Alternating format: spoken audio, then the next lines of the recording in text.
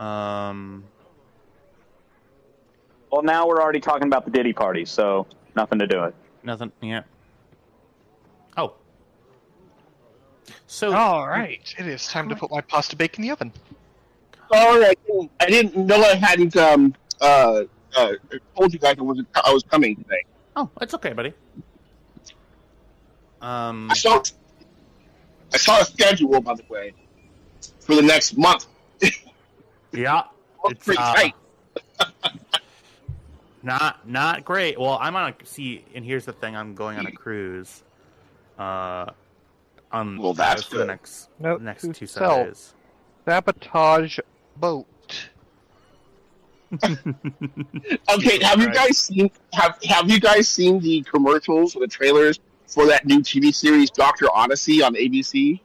It makes it seem it takes place on a cruise ship, and it's like super action packed.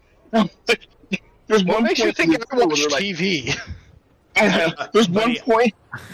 I don't think any of us watch cable, buddy. I don't watch cable either. It's gonna be on like Hulu. Oh yeah. Right. Anyway, there's one point where they're like, brace for impact. And I'm like, is this Star Trek? What are they doing? It's bracing for impact. That's a nautical term. Yeah, okay. If a cruise ship hits anything, you think it would be like next week on... It would be next week, lawyers. That's what it would be. One of the smaller Carnival cruise ships, they hit an iceberg going up on their route running through Alaska.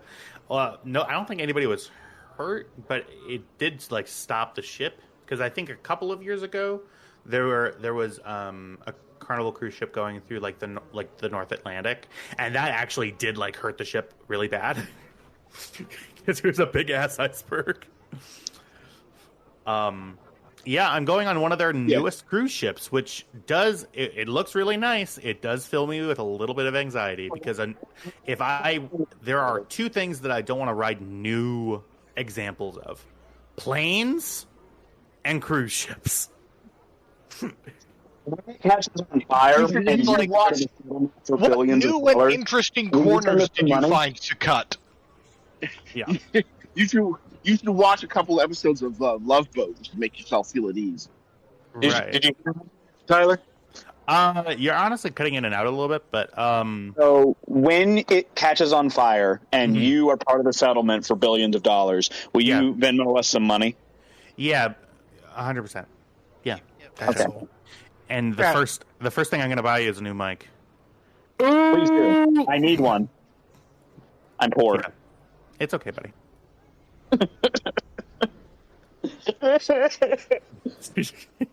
Hey, your new car's really nice.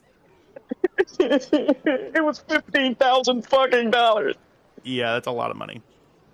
It's Get a lot of fucked. money, honey. You're out here with a car. Yeah, you guys should really feel proud of yourself for making a big purchase like that. Really, I mean, seriously.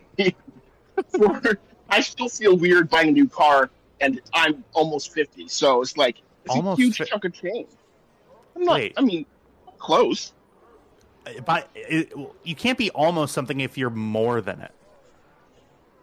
I'm not more than 50.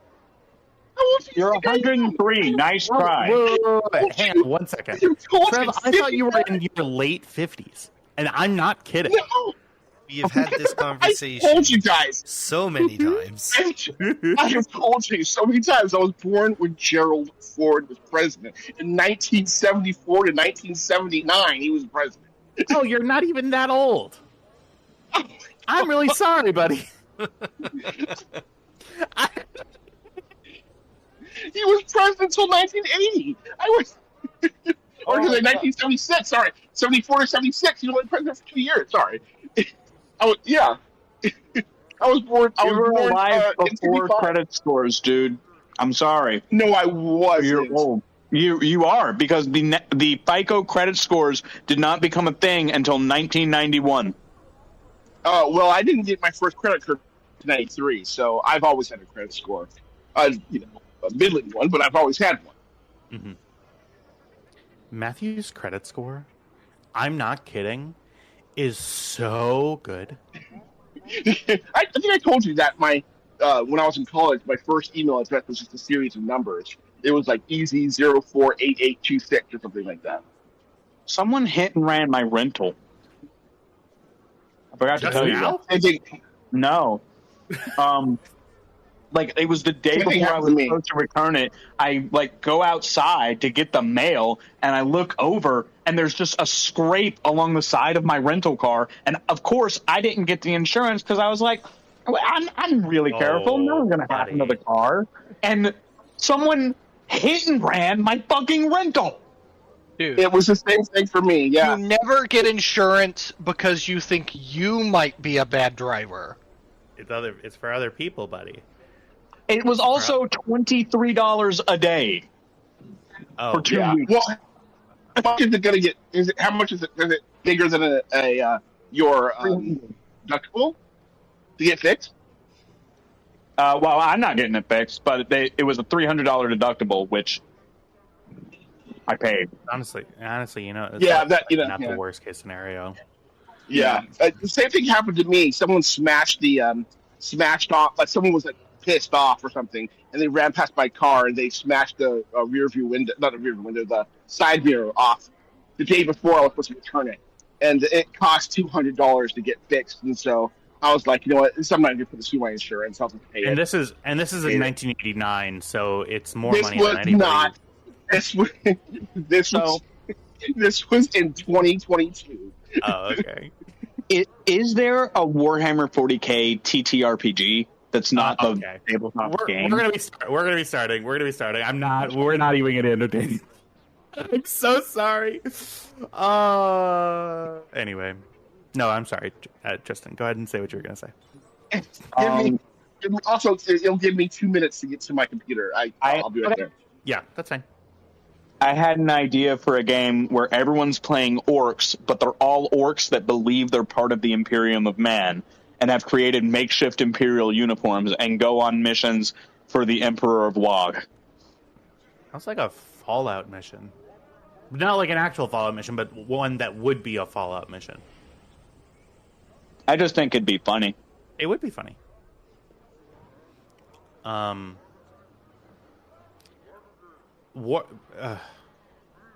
God, the idea of Warhammer 40K just exhausts me.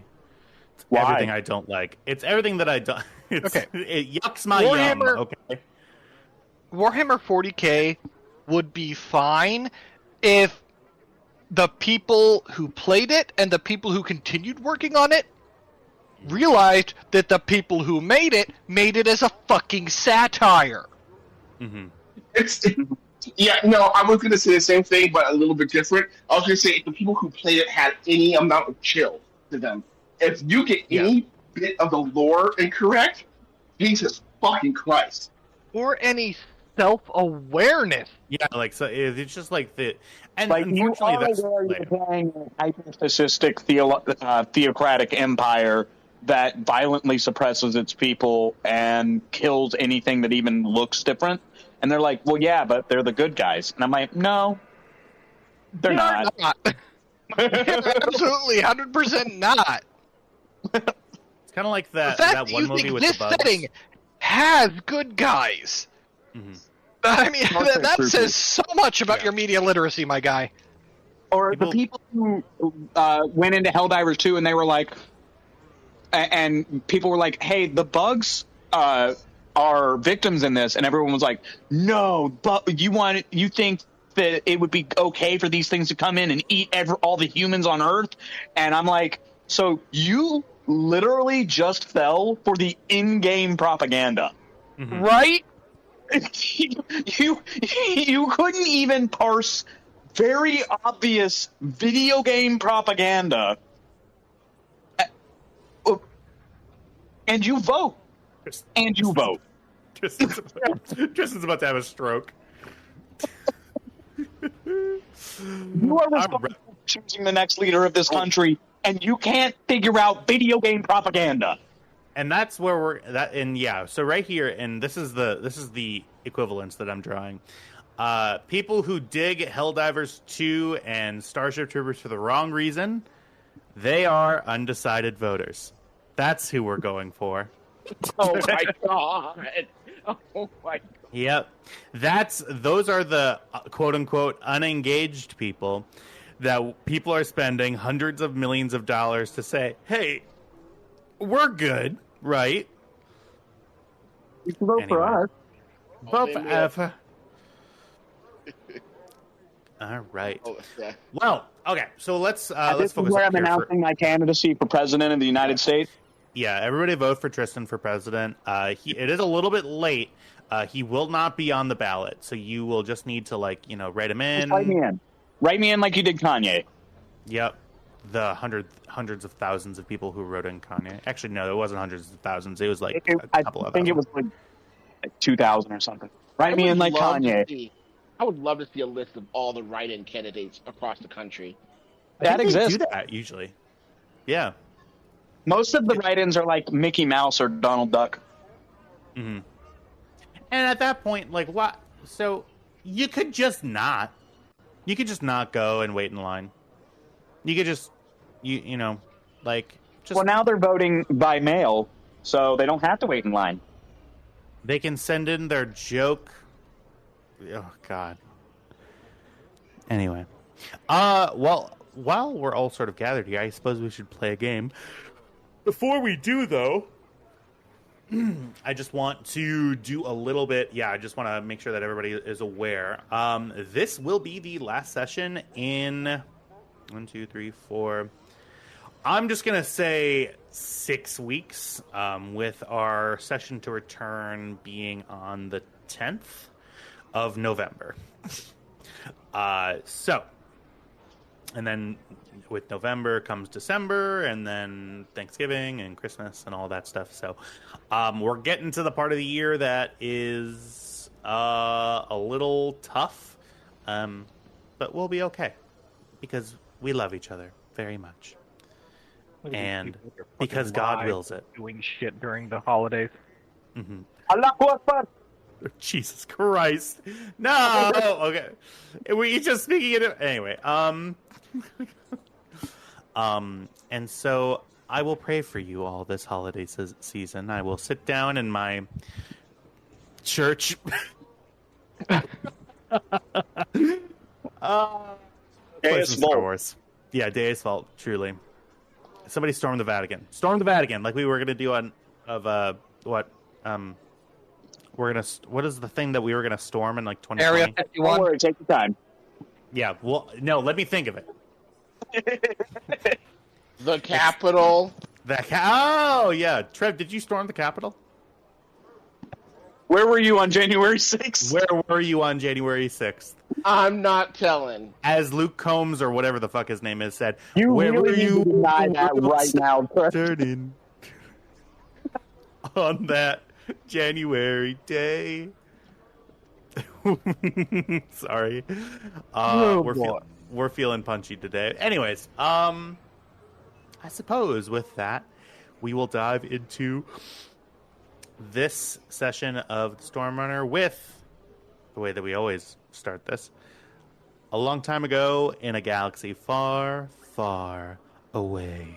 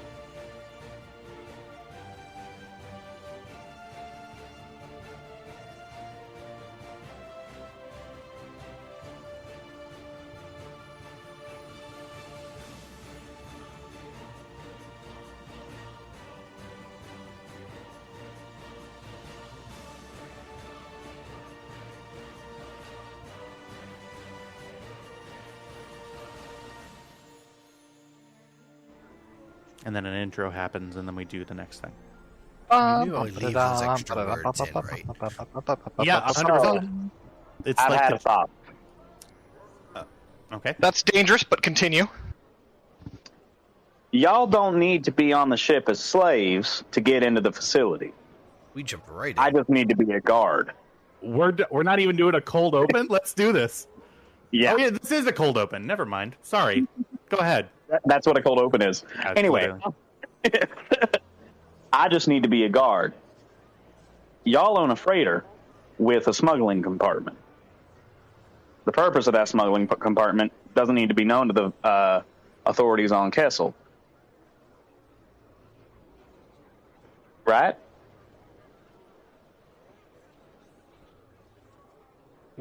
Y'all can show up as customers after I'm already embedded as a guard. We can sneak in, get the guy, get my armor, and get out with the ship. Are you forgetting the Imperial bounty on our heads? Naming our ship? Kessel is no longer an Imperial facility. Are you forgetting about the fact that the Imperials are right next door, and that they will make more money capturing us and taking our ship than they will selling anything to us at all? And Are the Imperials right next door, Jim? So yeah, tell me what Cam means by that, just so that I'm on. Just Right. I know, I'm but not- just like verbalize it. Right, like I'm not really understanding where the because the Imperials left the entire sector.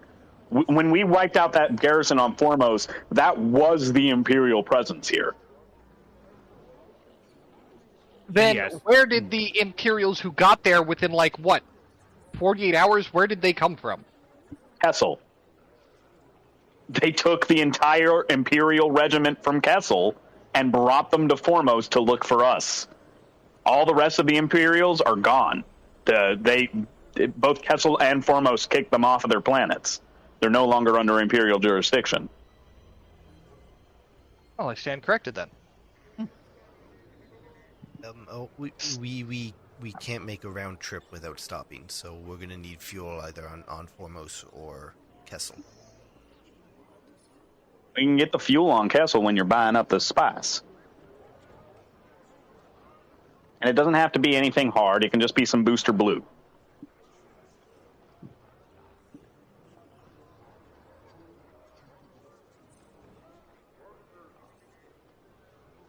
And you see W comes around the corner. He has W. a drink carrier on his head. Is there anything on the drink carrier? Or is Yes, it just- drinks. I'd take one. What is it? It is it's protein substrate, so it's a blue gelatinous and cartilaginous membrane. It's basically blue water with chunks in it. Thank you, W. I'm not hungry. Tam will have mine. Did you make him that? No? Cam takes it and starts chugging. Mm. Where did you get that? I did not weld a tray to his head. I think. I've done a lot of things lately. Tweet, and you see W jams a socket into the table, and it says, "The little one has been making some modifications, and I truly don't know what to think about." Little one. Karga. Cam slowly turns to Kybax. I've already shouted for Karga. You hear little pitter patter steps coming along the way, and Carter comes around the corner and says, "Yeah." Did you weld a drink carrier to this droid's head? Well, I didn't weld it. I made a little slot for it, and you see he pulls out like a lever on the side, and it sort of clicks, and he sort of lifts it off. Okay, that's actually really cool. Did How'd you do that? get his permission? Well, W was just sitting there, and we were talking, and I'm don't trying. He's trying to attach teach random things to sentient things. If he said it was okay, that's fine. But W. Yeah, you're not in trouble right now. Just in the future, ask first. W All right. goes. W goes.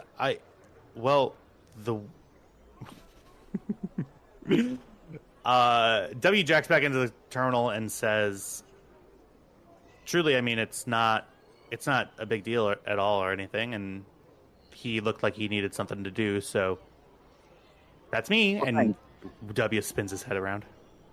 Thank you, W. I pat his dome twice.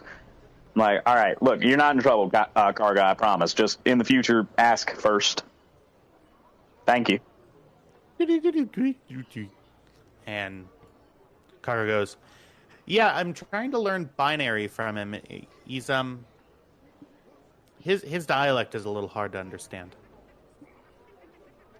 Just be careful. Don't teach him too many curse words. And that one's directed at W. That implies there's an acceptable number of curse words that you will approve of. Yeah, Cargo looks over at you, Kybax, and says, "Kybax, what like, how are we thinking? Like 2 to 5? Like, what are we thinking?" You're 9, so I suppose an acceptable vocabulary would be about 3 curse words. Okay, so it's 1/3 of whatever my current age is. Yeah, sounds about right. Do I round up or do I round down? Because in 3 months when it's my birthday, it's going to cause a problem. I'd say round down. Karga's eyes go wide and watery, but Kybax, come on, we can round up, right? So how long you been practicing that look in the mirror? His face goes completely normal again. It's good. Don't get me wrong. It's real good. And it would have worked if I didn't know you. Okay. So keep it up. Good note. That's a good note. Got it.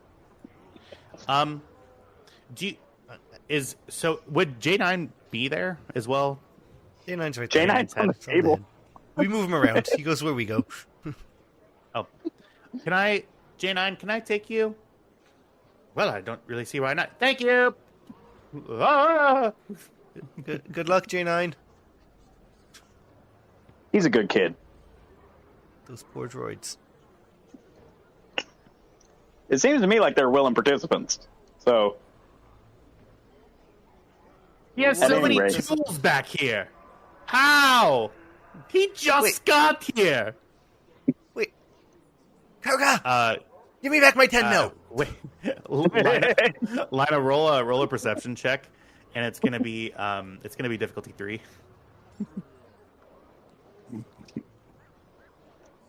Difficulty 3. Yeah. You realize that he took your 1/2 of your Velcro on toolkit, and it's gone now.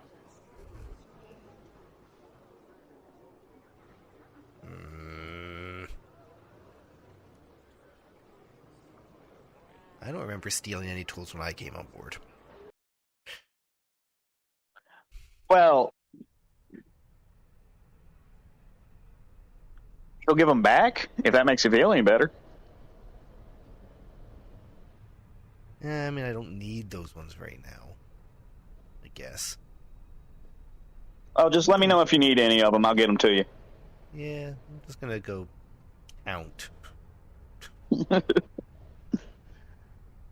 Well, what do you think of my plan? This way, no one has to wear a collar. I get into the facility. I can find the stuff we're looking for, and y'all can come along at a later date. I've got, let's see here. Is there a way? I don't know if there's an item for this. Buford might be more for this. Is there a comm unit that we can get that's keyed to another comm unit that it can just like do instantaneous communication without, a range limitation? There are planetary ranged comm units. I mean, I have a planetary range comm unit. Yeah, but beyond that, I don't think so. No, you're gonna have to attach to a relay.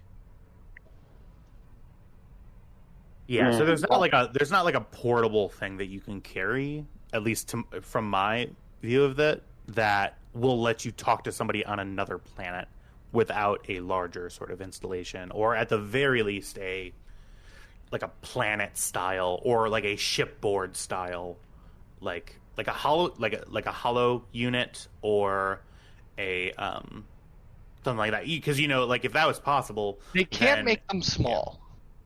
You make them small, yeah, for sure. But you still need to be connected to something to carry it, yeah. The Delta class Jedi starfighters had them. Mm-hmm.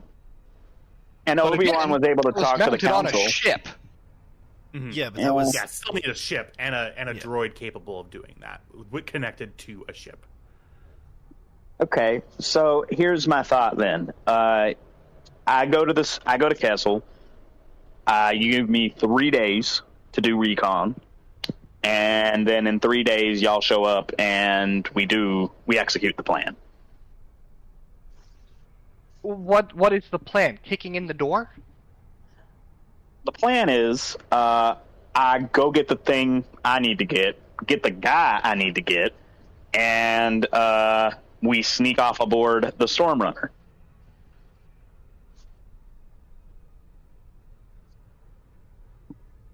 Although now that I'm saying it out loud, that seems optimistic. A little bit, yeah. You see W comes back, and Jackson to the terminal and says, the child is occupied with J9's head. I figured I would let them. They don't need supervision. They don't? J9's going to get bedazzled. Mm-hmm. What's a bedazzle? This is, you see it comes on the screen, and he lifts up a tertiary access port that's right underneath his visual node, and you see a little tiny glass beadwork, like reds and blues and greens, and they all they're using and refracting light from the holo projector, but in a way that it's not affecting anything, and so it creates a disco ball effect on the ceiling.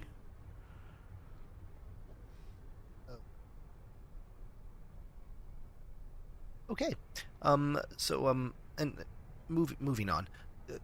Kybax, while your plan is a plan, you're not good at not walking into the problem. What happens when you get to a door or a computer or a person that you can't shoot your way through?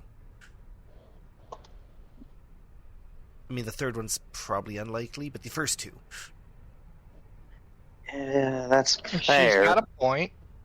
That's fair. You can sneak effectively, but you're not subtle. So, odds are you start poking around, people are going to figure out what you're poking around after real fucking quick.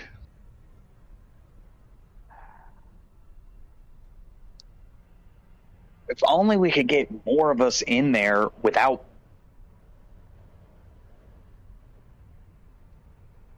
Can I look on the HoloNet real quick, actually? Mm-hmm. Kessel just had a massive decrease in its administrative staff. Can I look on, Galactic Craigslist and see if they put any help wanted ads out? Take a point of inspiration.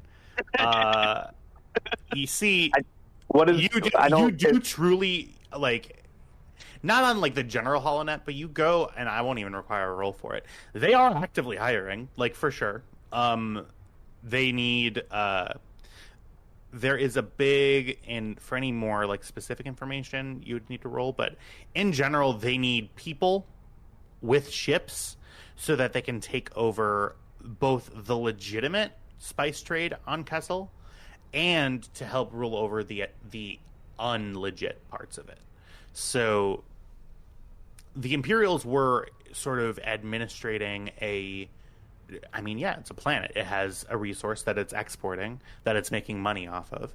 And that resource is all of the spice. Most of the spice, like most drugs, they at one point in the supply chain have an actual use. So glitter stem spice can be refined into really good healing agents and other properties. Booster blue can be used in specific quantities as industrial sealant that works really well. A lot of the spice has legitimate properties and legal like recreational use in other parts of the galaxy, like the Corp sector. It's fully legal there. Like people, they don't care. It's rampant capitalism there. People can do all the drugs that they want to do as long as they're willing to pay on a market for it. And then there's the illicit uses of it, which by now, with the Empire becoming shattered and scattered, that's like where the actual money is being made too. At Above Board, I just learned something about where spice comes from that I feel I need to share with all of you. Yeah. Okay. So there's a thing called a Kessel energy spider or a spice spider. I'm going to ask you to stop talking about that, please. Thank you. Son of a bitch. Continue with the scene, please. Look, man, I don't know what to tell you. It's spiders all the way down. It's all spiders. I step over to the thing, I look that up, and I'm like, hey, Cam, come here. Cam wanders over. Take a look at this.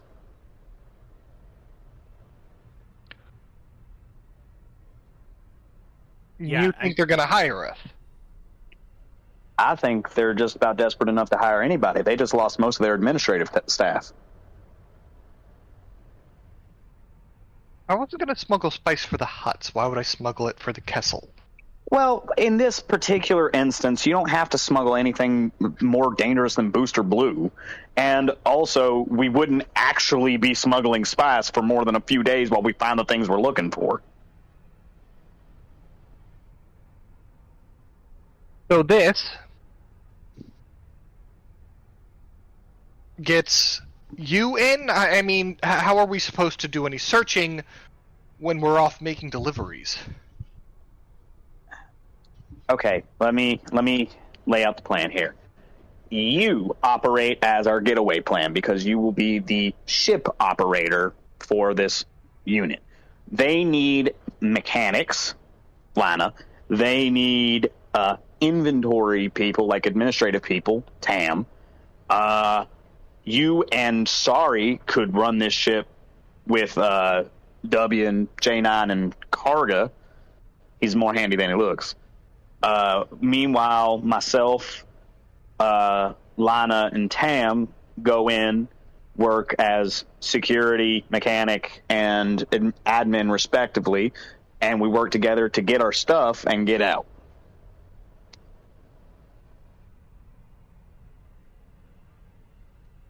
I don't like how this splits us up. I'm not a particularly big fan of it either, but we just need a few days, right? Yeah. I mean, I could break the ship. We land, we get the job, and oops, can't go yet. There's a thought. That gives us a few days of time. Kaiback should still just be a guard, and then I can while I'm waiting for my code to compile, I can offer to assist in repairs to the facility. This way, we're not layabouts. This makes it plausible for the ship to be grounded for a few days, and us to be there. What do you think, Cam? Plan sounding better now? Still a risk, but Everything is. yeah, I know. Look, like I said, we don't have to do this. I'll figure something out.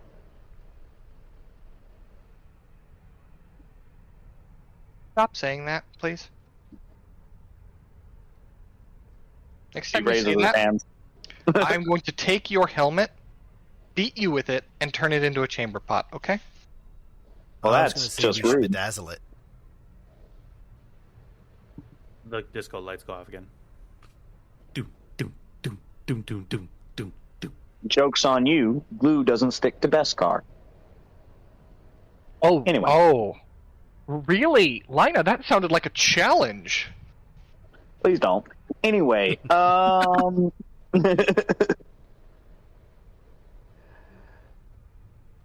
now, if only I could get a map of the facility.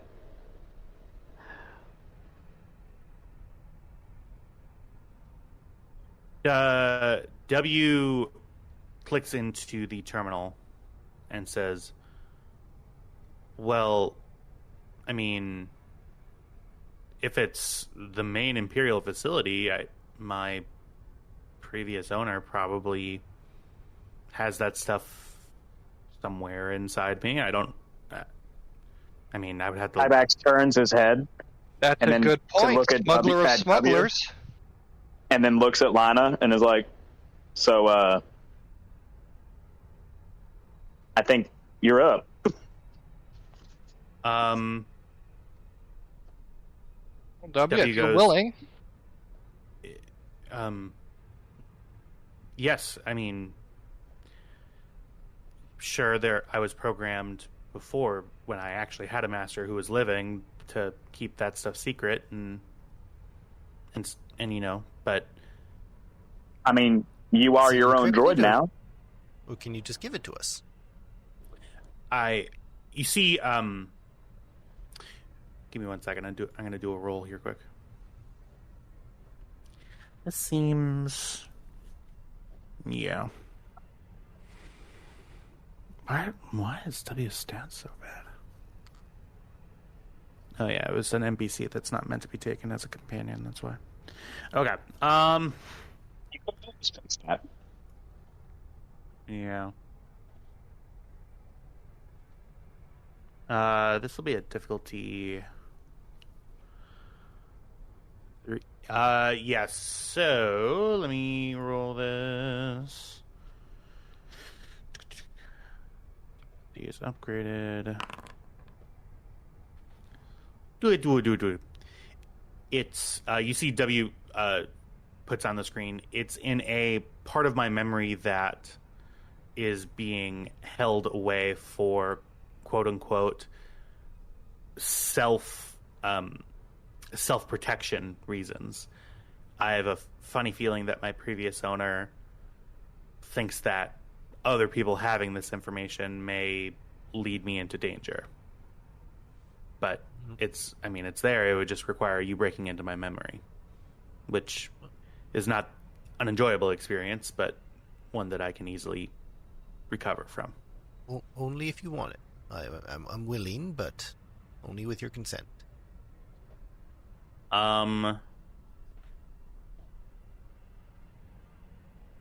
With Kybax in the lead,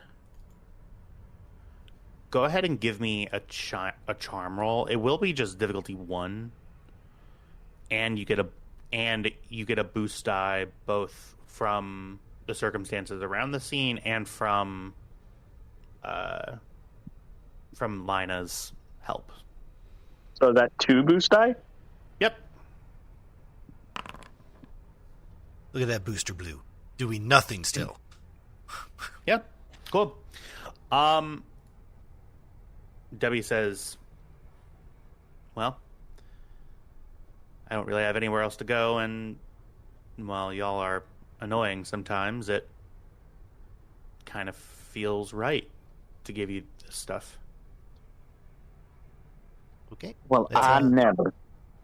Let's head back to my shop and we'll take a gander. What you got rolling around inside?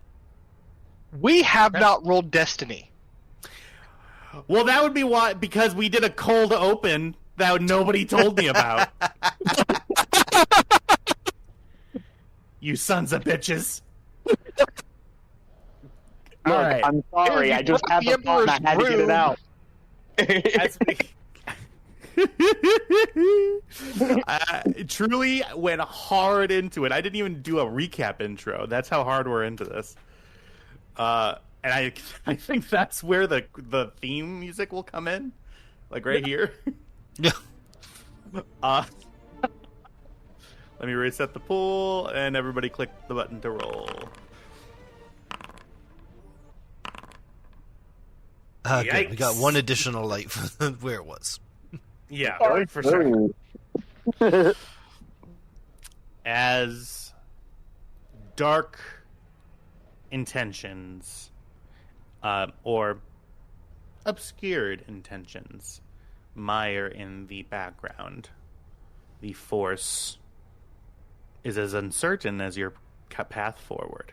And that's about as much as of that I can do. Okay.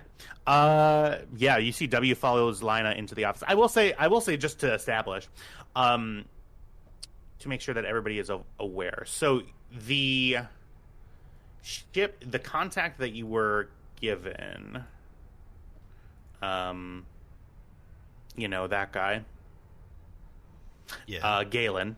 Galen. Yeah. Galen Rook told you that a ship would be leaving from Slaheron from the capital city, and that with a slave ship, the slave ship would be taking people who were being brought from the slave pens of Slaheron to then go over to the mines of Kessel. Yes. That time is in 3 days, the scheduled pickup time. And I will say, as y'all walked away from that scene, you got the specifications of the ship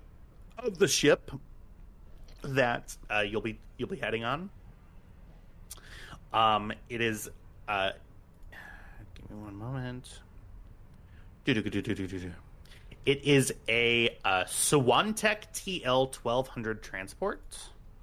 So, Sawantech TL 200 transport.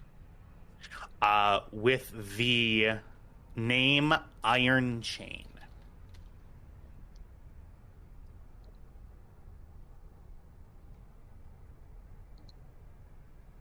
Okay. Do I also get a uniform for the guard that I am impersonating? Yeah, Galen Rook didn't mention like a uniform, really. However, the sort of gist of it that you got from him is that, yeah, you can bring whatever equipment that you want. I mean, you're gonna be goodness. So I can just go in my armor and it'll be fine. Essentially, yeah. But obviously the people who are coming on as quote-unquote captives should look the part, essentially, is the vibe that you got. Right. Should be bound, should be brought on. Yeah. To everyone on without being slaves on the ship. Yeah. Well, yeah, so all that prep work and No, Kybax is still going to be on that transport. They're going to be going separate so that we can kind of operate and not be too suspicious. for sure. We'll already have someone on the inside, is the idea. Gotcha. As Lina brings W back, Kybax, you review all that information with the other, with yourself, and just making that stuff known. I will give you the sort of specifications of that specific ship. You would know that the TL 1200, it's not a standard TL 1200, is a huge ship. So it's like that's like 1200 capacity for people, essentially. Instead of using its cargo holds, it's the standard variant of the ship is essentially just fitted down with one big open space with bindings in the floors, on the walls, and on the ceiling. The Sawantech version of this is, Sawantech Systems is a much, much smaller company that makes ships. It goes to be around the standard crew complement would be essentially 3 people plus 3. So it's a pilot, co-pilot, engineer, and then 3 crew people. You're essentially going to be taking the place of one of those crew people. And then that has a capacity of 108. That's using the passenger compartments and converted cargo compartments into the captive and slave outfitting. With that, so let me know if you want any more information. I just got an image of it. It's hold on, I'm putting it in chat. Yep, that guy. Yes. So the typical TL-1200, which is a Corellian ship, is that, but way bigger and with a bunch of secondary hull connected to it, essentially. That Gotcha. is one butt ugly ship. Yeah, true. It's a real doorstop. Literally. Why does it look like a Hot Wheels car? Because it's a doorstop. We just covered this. And it really does look like a Hot Wheels car. Like, I'm pretty sure I had this Hot Wheel. Yeah, like some executive at Hasbro spent months designing it just to then be turned into a thing for Star Wars. Anyway, all right. So W follows Lina into the engineering bay. I'll be right there, W. One moment. Okay. She looks around the room and just looks at Tam. You've got some computer experience. Would you mind helping me?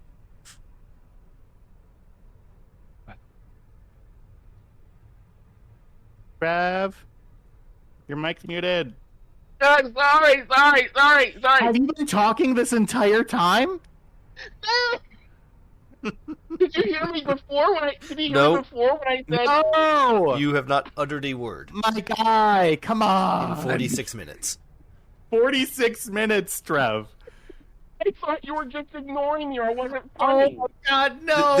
This happens so frequently, and at no point have we only ever happens ignored to you. Buddy, we listen. Hey, it's okay. No, okay, so just super quick. I don't mute my mic. I have the drawdown mouth thing, and I put it up when I'm not talking because it's loud in here. I have my AC on and my fan on and stuff like that. And hey, so I just put it away. So Discord, and that mutes it, right? Yeah, and I just talk when it's not down. My guy. So I'm so sorry, but even with it on right now, buddy, we can't hear any background noise. Like, Discord deals with that stuff. Okay, well, you know what? I'm going to take your word for it, but Yeah, we'll It's let you know. okay. I'm Please really, do. I'm really sensitive about it, you know? Don't be sensitive about it. It's okay. Okay. Okay. I'm following Lina. No. Yeah, I should say that Well, yeah. if we're going to ignore you, we're going to be rude about it. Yeah. Got We would never just... Man, I feel so bad. All right, we're starting over. Everybody go back. long time ago in a galaxy far, far away.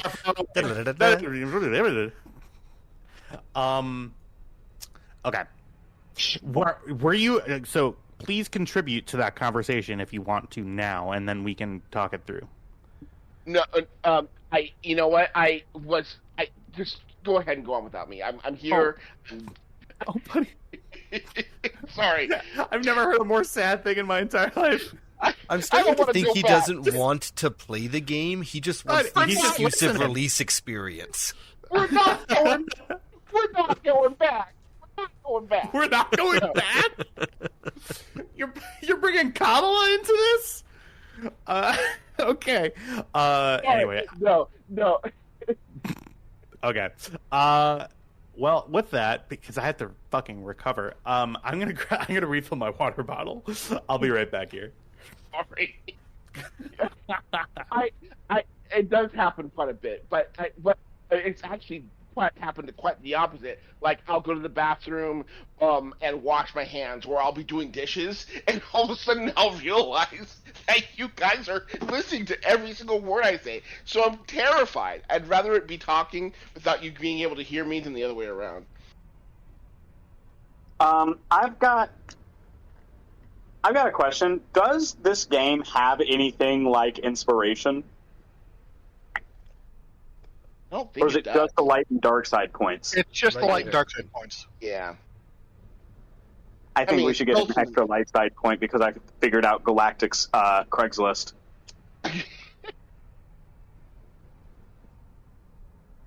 Okay, so never mind. I like this. So wanna tech transport. Did he post a picture of this ship? Yeah. It's in the. This is. I see it.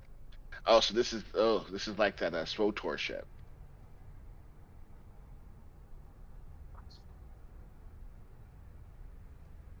I'm gonna kill a frog today. Pardon? The ribbit that we're going to fight. It's a frog. Oh, right.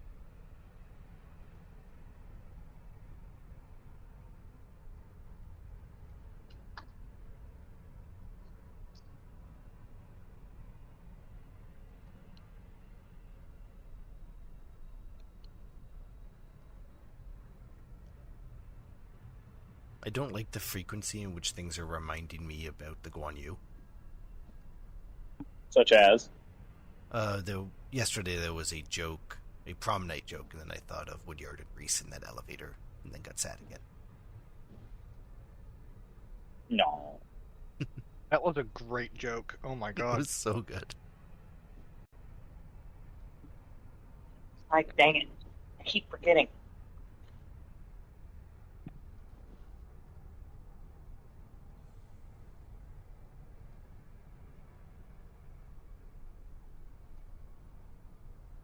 SWAT tech.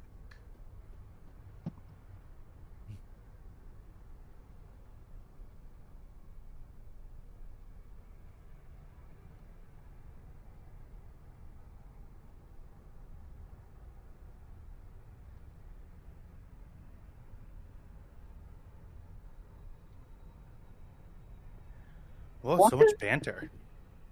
Yeah. I'm just stuffing my face. And Trev just leaves. God damn it. Trev!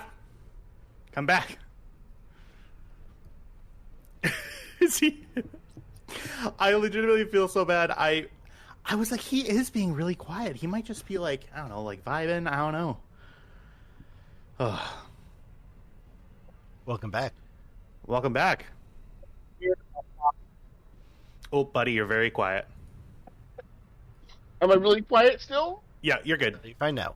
Just those first 3 attempts. Oh, okay. Sorry.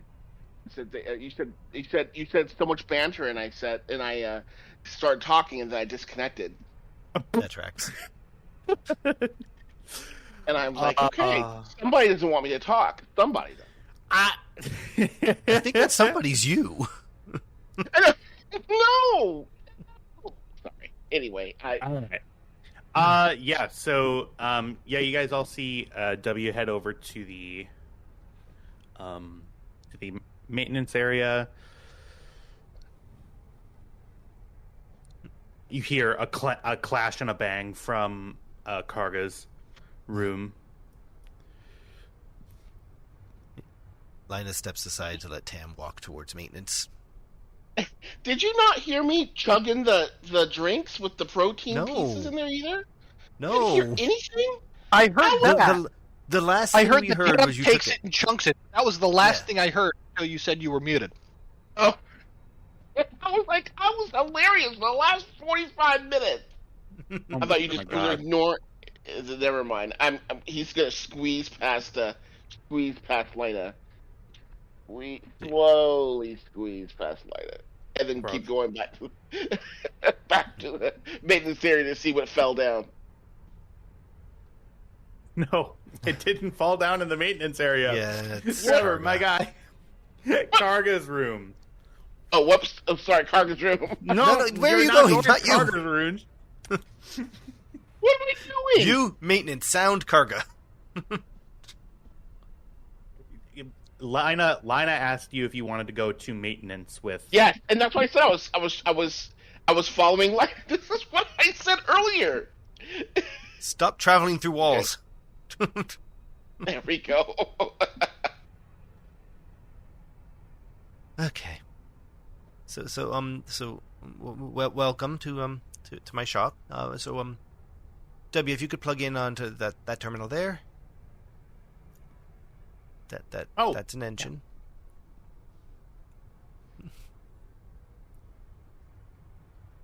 Okay, little guy, let's see what we're dealing with. Really good with these things. Yeah, if you talk to them like a normal person, they tend to work with you. Yeah, you see W Jackson into the terminal, so his binary translator relay pops up on one of the screens. I feel like he says it shows up there. I feel like I'm interrupting something, but I'm the one who is in the room first. Is that weird? No. It's just it's Tam. So Not look, Cole. Not memory. Cole. Look at that. So can you bring up your file directory and specifically the blocked out portion? You see W go, he makes that astromech computing noise. If only I made you a soundboard. That one. Okay. Perfect. What does this one do? They have the droid names on all of them. You know Ooh, what they I do. like that one. Their square button. We've talked about this. You're putting a square button into a circular thing, so I can't read half of the buttons. They were designed for squares. You never used the boards. I never bothered fixing it. I like that one. That's cool. Mm-hmm. It begins. You see W goes up and pulls up its file directory. You see that there are several isolated file trees. A lot of it appears to be stuff that's at the more of the fundamental side of his memory. So it appears to be a lot of memory engrams, a lot of core like OS stuff was actually sort of partitioned separately from the main storage files. Nothing that's necessary for function, but it's a lot of. This looks like kind of a home job essentially.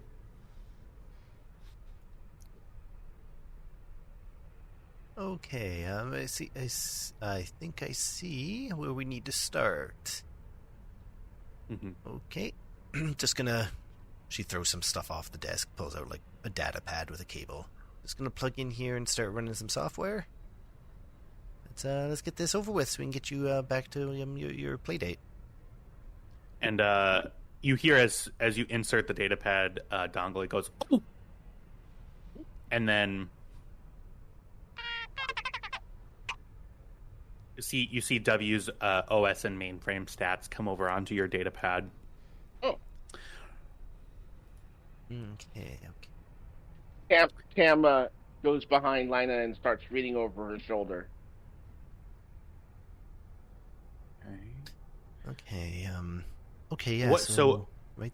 What specifically is Lina looking for? I suppose because there's not even file headers, so this is a lot of it's a good portion of W's memory. It's 20-ish% of it is hidden behind a lot of these encryption protocols, and just is fully partitioned away. Some parts are just fully partitioned away from. Yeah. Basically, if it's partitioned away and he can't access it, those are the spots I'm looking for. Imagine a nice big screen full of random text and a black blotch where some text should be. Mm-hmm. Okay. Hi, computer. I do not. So, go ahead and, Lina, go ahead and give me a computers check. This is going to be rather interesting for you. It will be at difficulty 2, but one of the die is one of the difficulty die is upgraded. Due to how much of a home job, by a home job I mean like there are whole tranches of W's memory that were coded by hand. Like somebody took their time, went through this part by part, and made W's OS into W's OS. Okay. So yeah, this is why she brought Tam. No, Lina tries to do things the proper way, so portions of this just confuse the hell out of her. So she turns to look at Tam, who was standing to her left, then turns to the right, where his head is now on her shoulder. Ah!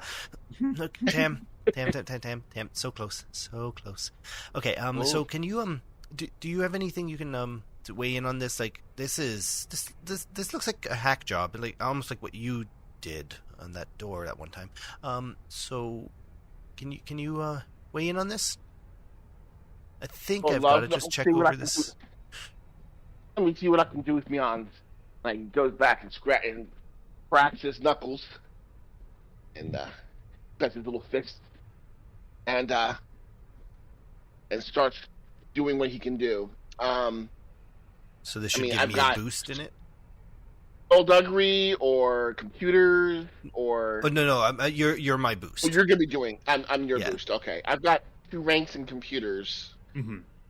Lina also has 2 ranks in computers, so I think because it's technically trained assistants, this is sort of a weird area where y'all overlap, weirdly enough.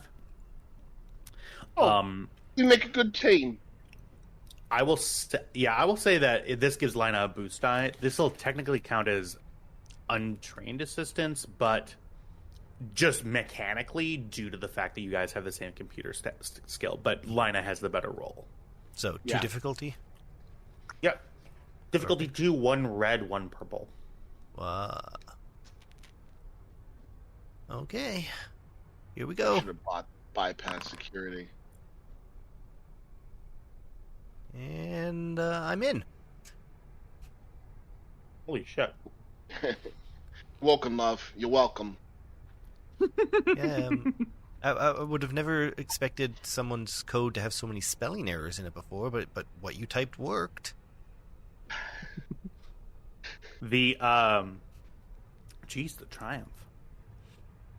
Let me look. That is just a fantastic. That's like the best roll you could possibly do.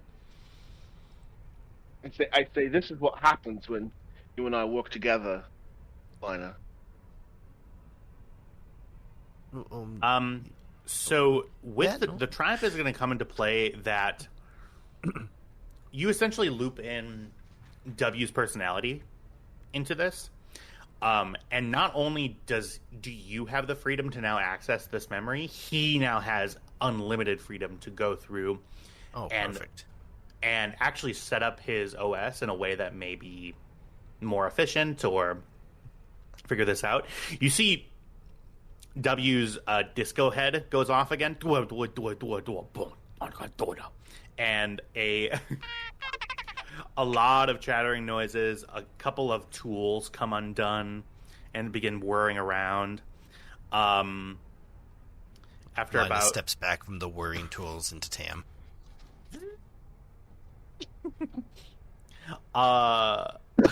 If you didn't know anybody, you think that W might be having an orgasm. Oh! I got magic hands there. I got Wait, magic hand. Sorry, Brennan Lee Mulligan possessed me for a second. Lina pushes Tam away with her third hand. Yeah. W calms down, and he's translating into it. And goes, I've never felt anything like this before. You see his hollow spout comes out, his hollow array. Oh my and goodness! You see a oh come on, that one I actually didn't mean to do. I mean, And you when see his instruments start poking out. I mean, what am I supposed to think? You'd think of someone of your advanced age. If I was the robot, it'd just stick out halfway and then go back. Yeah, 100%. Funny. Oh boy, sorry. You see, W projects a view of Kessel, and you see a lot of Navi records from when W was in charge of sort of the navigational side of takeoffs and landings. And you see a lot of his previous activity is centered around first coming into Kessel. They would make a stop at a point on Kessel that's not listed in any sort of official record of being a mine. But you see designations in W system saying mine A4, B6A, numbers. And then it's stopped. You see a Navi point goes, and you see actually the flight path. You see W's being a little artsy with it. You see a landing of a ship on one of these unsanctioned mines, and then to the big main Imperial center.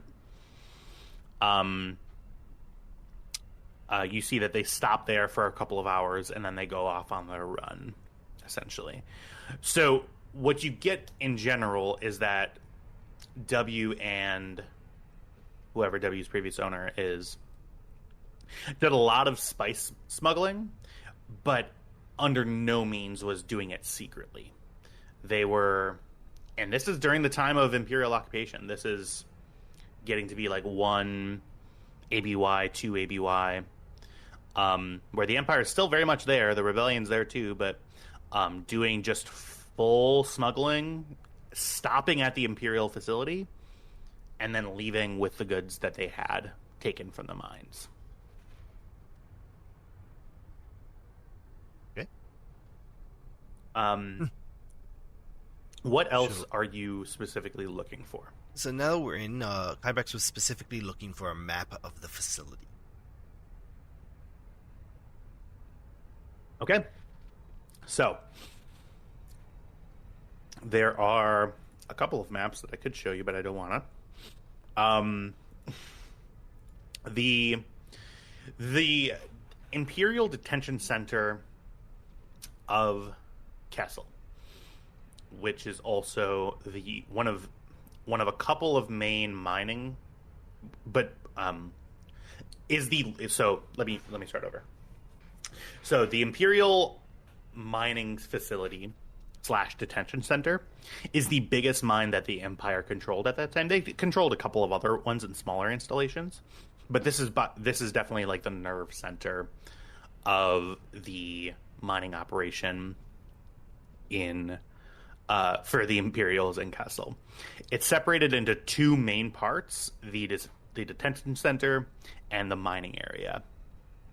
The mines of Kessel, especially at that one at the big Imperial Center, they go pretty far down, pretty wide. The mines are pretty extensive. At the opening of the mines, there are, and also this entire thing is connected. The detention center and the mining area The different mines are all connected by a series of trams. These are essentially train cars that take you from the docking area, which is outside of the center, to the detention area, which is above ground, an above ground facility, to then down into the mines. The detention center, it's a standard Imperial jail and detention area. You see rows and rows of beds. You see open, sort of still inside areas, but sort of open communal areas with, just like areas to not be in their barracks areas. You see that you see kind of almost on film from W is like going down the hallways. You can see areas that are clearly located as like only high members of staff only, enhanced interrogation areas, aka torture chambers, that sort of thing. You do get a fairly distinct layout of it, and you know what? Just because it's easier, I'll just show it to you.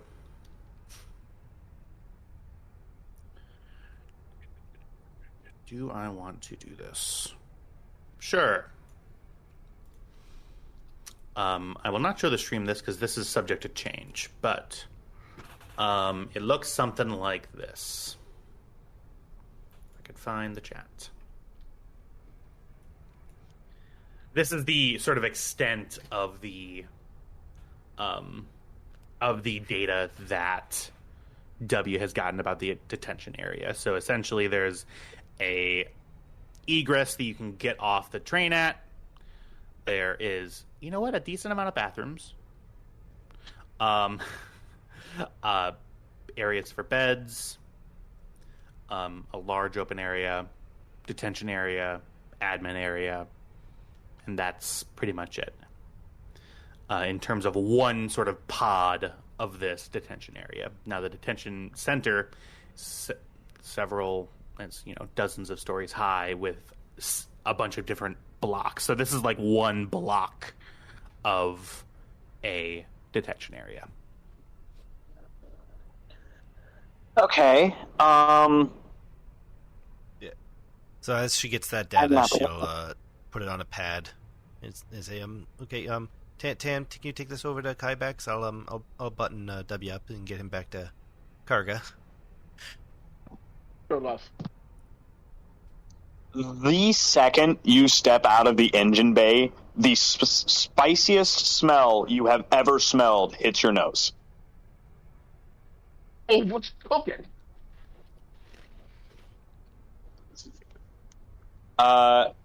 If you follow it, Kybex is cooking a mixture of the spiciest foods you've ever seen. And there's a bottle on a counter next to him that reads, Nova Sauce. Do not ingest. Why would they make? I say to Kybex, why would they make this if you're not supposed to eat it? Because it's delicious. He just points at Cam. What are you doing? You're inside. Being tasty. Mm. We're fairly sure her insides are made of some kind of best star alloy. Wait, why are you standing there for? Let me have some. It's not done yet. Oh, well. I'll hurry up. Take a dark beer, pours it in with the sausage. You are remembering to have some set aside non-spicy for Lina, right? I mean, if I get a bowl of the spicy stuff, I'll just use it to clean rust. It's a great abrasive. He holds up one pot. So the end product is going to be kind of like a stew. He holds up one pot. This is for you and I. And he holds up a bigger pot. And he's like, this is for everybody else. All right. Yeah, this one gets the yogurt.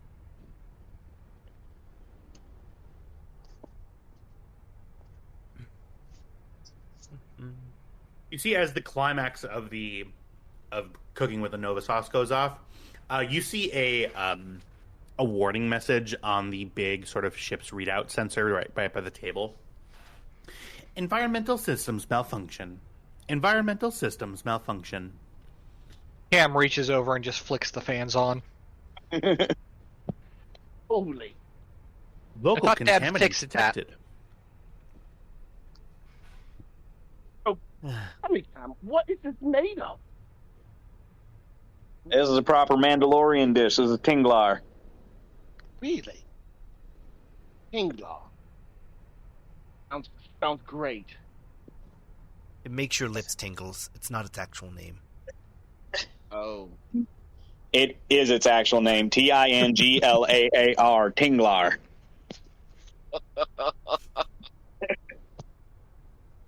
It literally means party stew. Lana just shakes her head. Could have let that one slide, huh? He could have walked around like an idiot for the rest of his life.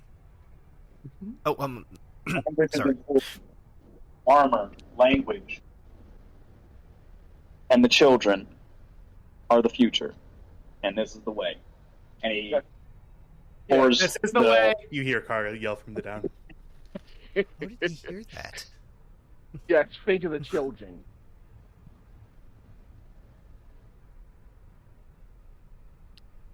Our armor protects So- us, our language informs us, and our children lead the way. It's important to speak the language properly, Lana. Well, speaking of leading the way, we've got you a map, or at least a portion of one. Standard Imperial Detention Center, so you should be able to extrapolate most of the data you need. Does the detention center have a hangar attached to it? And not that I could tell from here, no. It's probably a communal landing area and then broken off into wings. Damn. That'll make a hot exit hard. Speaking of hot exit, and he turns around and he has the bowls. Gimme.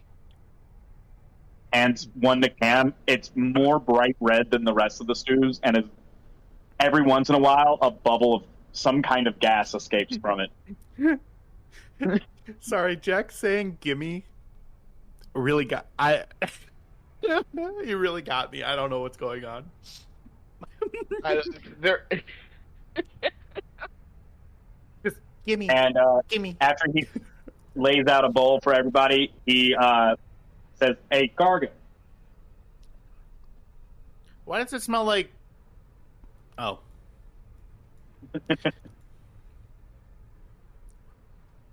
here." yeah. The And he environmental takes systems out a warnings are thing going of, off like- in my. What's that?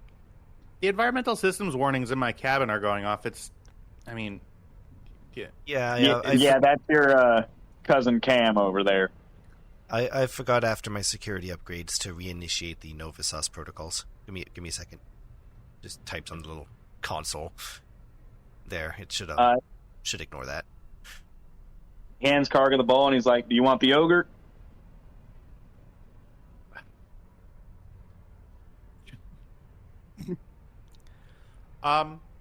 Yeah, but have it on the side. All right.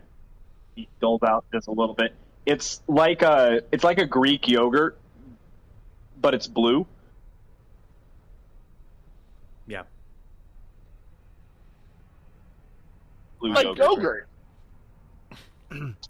So just like blueberry Greek yogurt, but Yes, it's except that it's not blueberry flavored. It's more like a sour cream.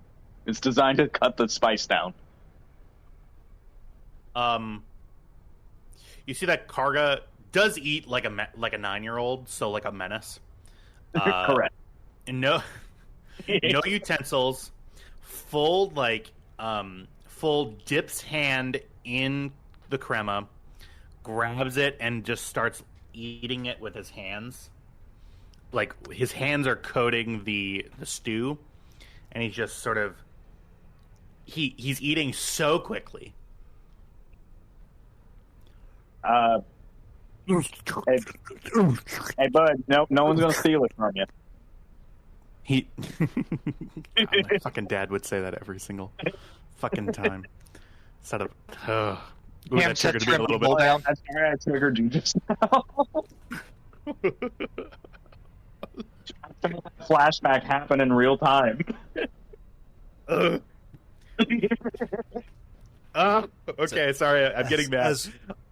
As we enjoy our meal, Lina puts her spoon down and goes, Ham, I was thinking about the plan. There's one part I don't like, and I don't like myself one part more.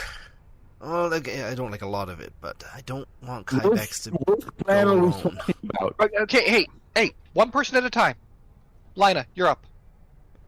So with Kybex going undercover as a guard, he's over there alone.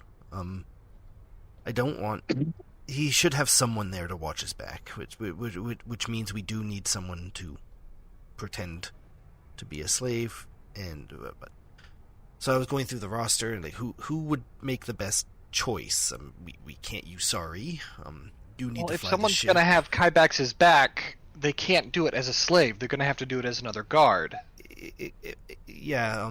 So either as a guard or a very useful slave who could be, otherwise employed. Kybax looks over at Lina, then looks over at Tam, kind of tilts his head. Well, I mean, to be honest, I'm better with a gun than you are, Lina. Well, yeah. You're better with your hands, another thing. But I can do all of the things that don't require shooting. Doors, computers, locks, all of those things. So if I'm over there and he breaks something, I can definitely be, air quote, forced to fix it. Thing is, Lina can't do it as a slave, because a security guard's not going to have the authority to tell a slave where to go. That's not his wheelhouse. I could bring you on as, well, this is a bit... So, we are going to a place where slavery is very accepted. You could go as not the mind slave, but as mine. Listen. I'm going. Nothing more to talk about. If Lina goes with you, Kybex, admit it. You'll be looking out for her just as much as you'll be looking out for everyone else. And while I trust you with me life, I do. I think you can relax a little bit more when I'm there. I'll go as a guard, just like you. I mean, he can break through doors if we need them broken into, and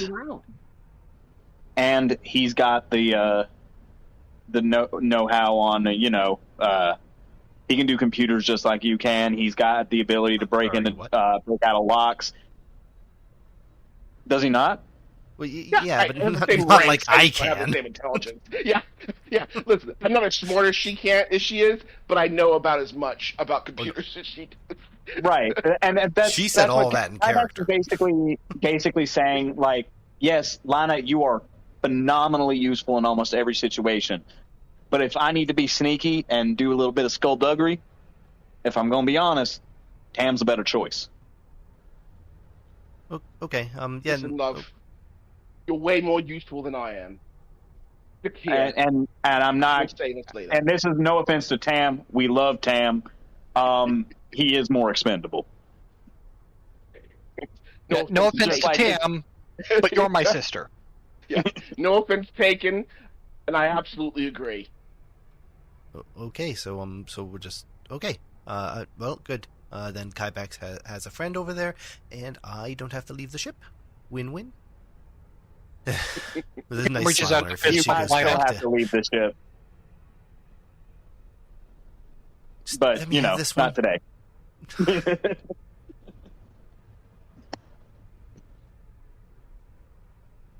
Farga has a bowl on his head, and is just watching. Is the bowl upside down, or is it just kind of resting on his head? It is upside down. What you got there, bud? What? Oh, this? Sorry, I was done and I didn't know where to put dishes. Well, it's it's my night again. She gets up. Takes Maybe next. Kyvax kind of pats her on the shoulder and is like, "Yeah, you're a bad gambler," and walks off.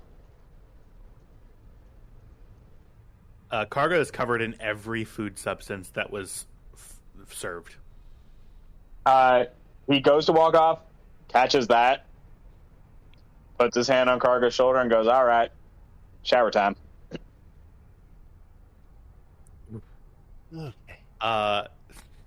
The Cargo goes, "Yeah, I don't know what you're talking about, man. I'm perfectly. Now that you mention it, I do feel gross. Yep. Yeah, I should probably shower. Shower time. It's like that weird age where they are still like a very small child, but then they're also like old enough to be like, yeah, man, I suck. Or is that just a me thing? That sounds like a you thing. Yeah, Oh, man. Yeah, I don't think I was having that complex of self-realizations when I was 9. I've never had those complex or self-realizations. I'm amazing. I like playing. Well, I like playing characters that are children. It just brings out all those little nuggets. Okay, so we've got 3 days. The boys need to go get hired on as guards, and we need to prep the Stormrunner for departure. And I can work on the care. I did pay 1,500 credits to have a spot open up on that ship. Can we say that it was for 2 spots? Or do I need to pay more money? I was wondering when that would come up. Spend a light side point, and I'll say that. I'll say that. Yeah, 2 people can come. Okay.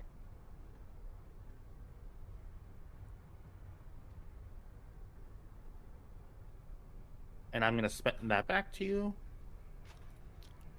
for something that happens. Don't like that. Okay. Are you okay? Yeah.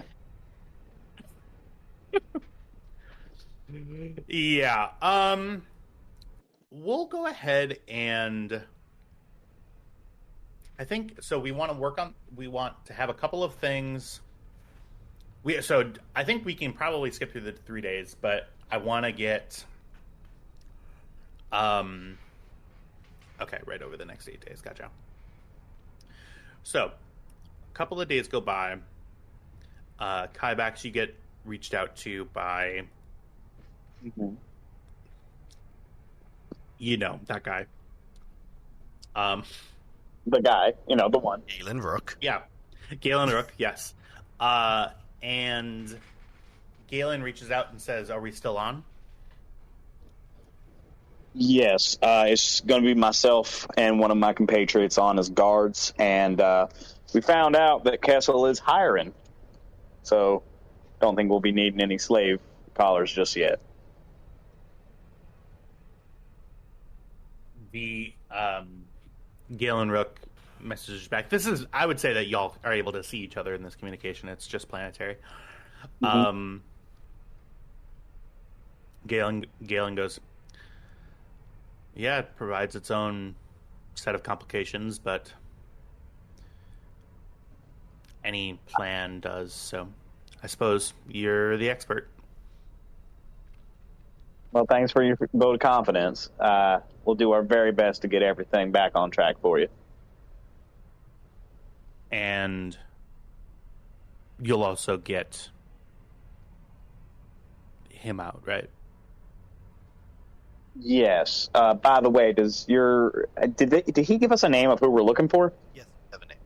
That is Lieutenant Dameron Davies.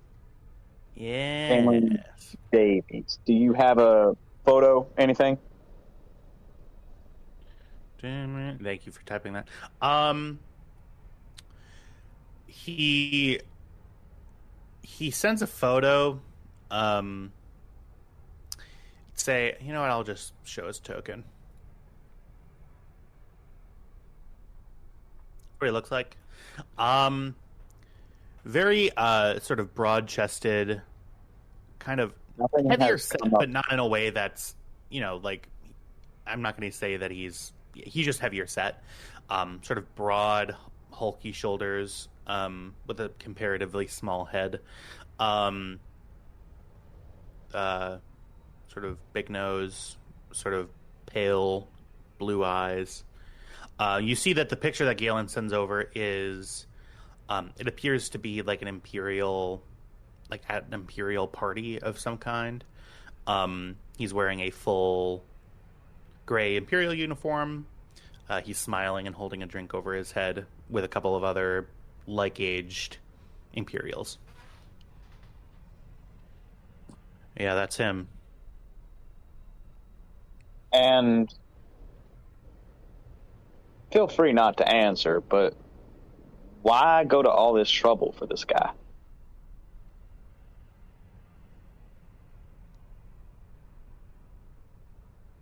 Just curious. He is an asset for my operations in the area. And it's an asset that I can't really continue my operations in the area without. He happens to be a back. Yeah. What would I even roll here? Yeah, so that would be God, yeah, like an insight check. It would be that's like the one stat that I'm not sure of. Like Cunning, maybe? Yeah, so it would be insight is going more into it would definitely be in like a cunning area. I'll say perception. Because with perception, it's seeing things, and it's also just what's on the surface of this. I think if it's anything else, it would be like charm, but you're sort of looking under the surface as well. So, yeah, and it wouldn't be survival. Wouldn't really be streetwise either. Well, Streetwise is what I would go with for that. Yeah. Give me 1 second. Go to my cheat sheet with all of the things that things do. Skills. Choosing skills. One moment, everybody.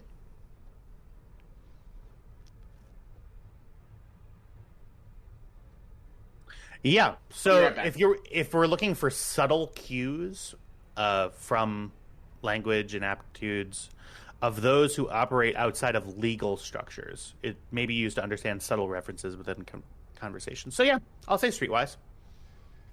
Okay, it's the same as perception. It's just accuracy. What's the difficulty? He's going to be opposing this, and he is going to. So your difficulty is 3. There are 2 upgrades to the difficulty. So you're rolling. Dear Lord. Okay. Yep, 2 reds and a purple. Shit. There's no way I win this. Well, let's roll just to see, because you know all about like rolls in this system. Like those reds could be a duds, and you didn't even feel that bad. Well, actually, no, you did. I did. Yeah. Yeah, it's fail under threat. I think they're fucking.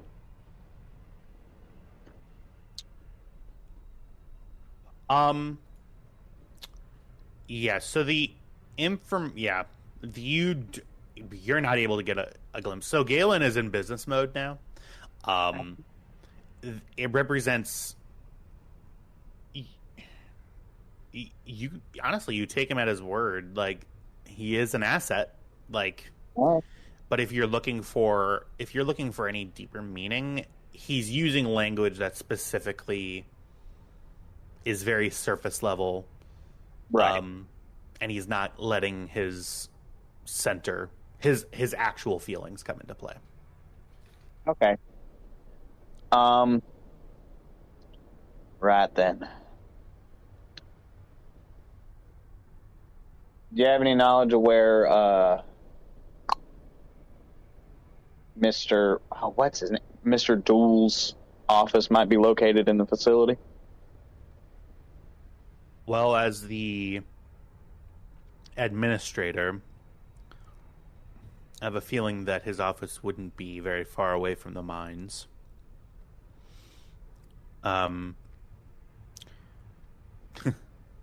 Maruth has been known to be a rather paranoid figure. That paranoia, most of it is Rybet's sort of intuition regarding how things work. The other part is the fact that he rather often dips into his own supply.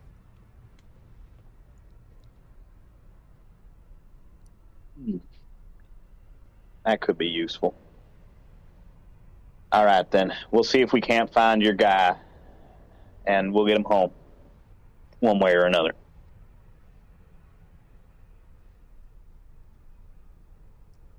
Smooth sailing. And he ends. Clear skies.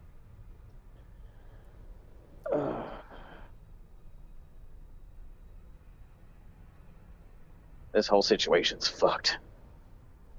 Carked, rather.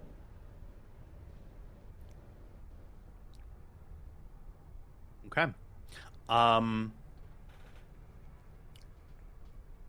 Give me just 1 second. Oh my goodness.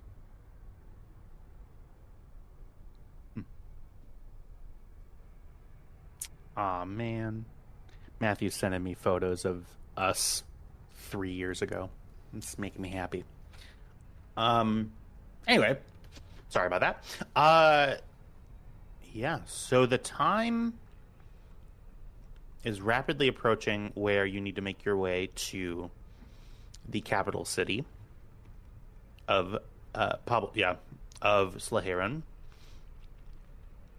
to meet the Iron Chain, which will then take you to Kessel. What, if anything, over those intervening 3 days, are we doing specifically to prep for this mission? I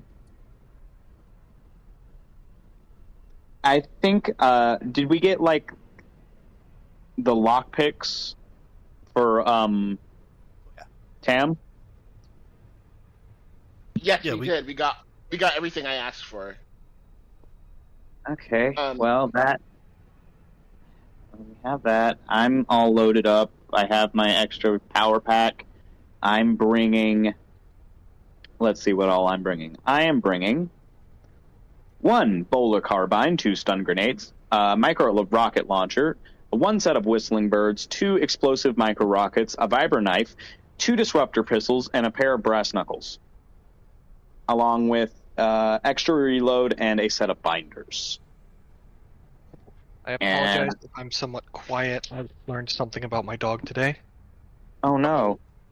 What happened? She is obsessed with pasta bakes. Oh my god! He has not shut up. You, Jack, you said, I don't know if you know this, but you said that in a way that I thought something terrible had happened to your dog. no, Something terrible is happening to me. no kidding. I'm getting fucked at constantly. I am getting whined and barked at. I swear to you, I thought there was gonna be a C word or a T word or something involved in there that was a horrible thing. Okay. And Focus 5 up. stim packs. Sorry, say that again? And 5 stim packs. Okay. 5 stim packs. From where are you getting these stim packs? I will bought go to 20 the of them. general store Oops, sorry. and buy them. Oh, Yeah. there you go. Okay. Ooh. Sorry, my ear is hurting. All right. 25 a piece, right? Yeah, they are 25 apiece. Yeah. All right, you better give me those 125 fucking credits. I will. So let's see. 3,293 minus 125 equals 3,168. Thank you. Nom. Okay. So that's Kybax's equipment. All good. Tam. Okay, yeah, I'm bringing the lockpick set and the surveillance tagger. The surveillance tagger allows me to, tag somebody and follow them, or at least monitor them on a small handheld device. The concealed escape, especially, is especially good, and the electronic lock breaker. Now, the data spikes, I don't know if they're important enough because I don't know if we need to steal any information from there, but I'll bring 1 or 2 just in case. I do have one other thing that I want to buy for 250 credits. What it is a Rarity 2 item, so I should be able to find it. Yeah, what is it? A recon remote. Explain. It is a reconnaissance drone about the size of a tennis ball with a bunch of cameras on it that can be controlled in real time.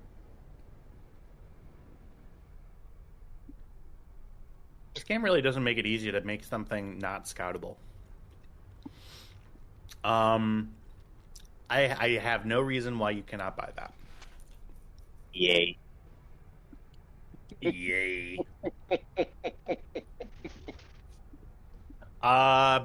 So Tam. So Yeah. obviously there are unrestricted and restricted Yes. equipment. In terms of your so you're taking your lockpick set, your surveillance tagger. Right. In terms of your data spikes, those aren't just like for getting data to something. It's may expend a data spike to attempt to disable a security program as a maneuver rather than as an action, and it reduces the difficulty check of a computer's check by 2 to a minimum of 0. Yeah. So those are very, very useful, which is why they're rather expensive. Okay. Yes. Okay. Essentially, that means that you can hack into a door using a maneuver instead of your entire action, and it makes it easier. Well, then how much are those? I have 6 of them. You have 6 of them? I have 6 of them right now, yes. So they are 100 credits apiece. I will say, though, that to be clear, we need to, and this is where I'm gonna be real dickish about this. We all need to be keeping really, really close attention to our encumbrance right now. Okay. Yes. So Tam, data spikes have an encumbrance of 1. You have 6 of them. Your total threshold for your encumbrance is 7. Oh boy. Okay. Really? So, yeah, well, that's a derived attribute. Let's make sure that that's right first. Right. No, I mean, really, the data spikes have 1 encumbrance. Because I know it's like tiny. Okay. Yes.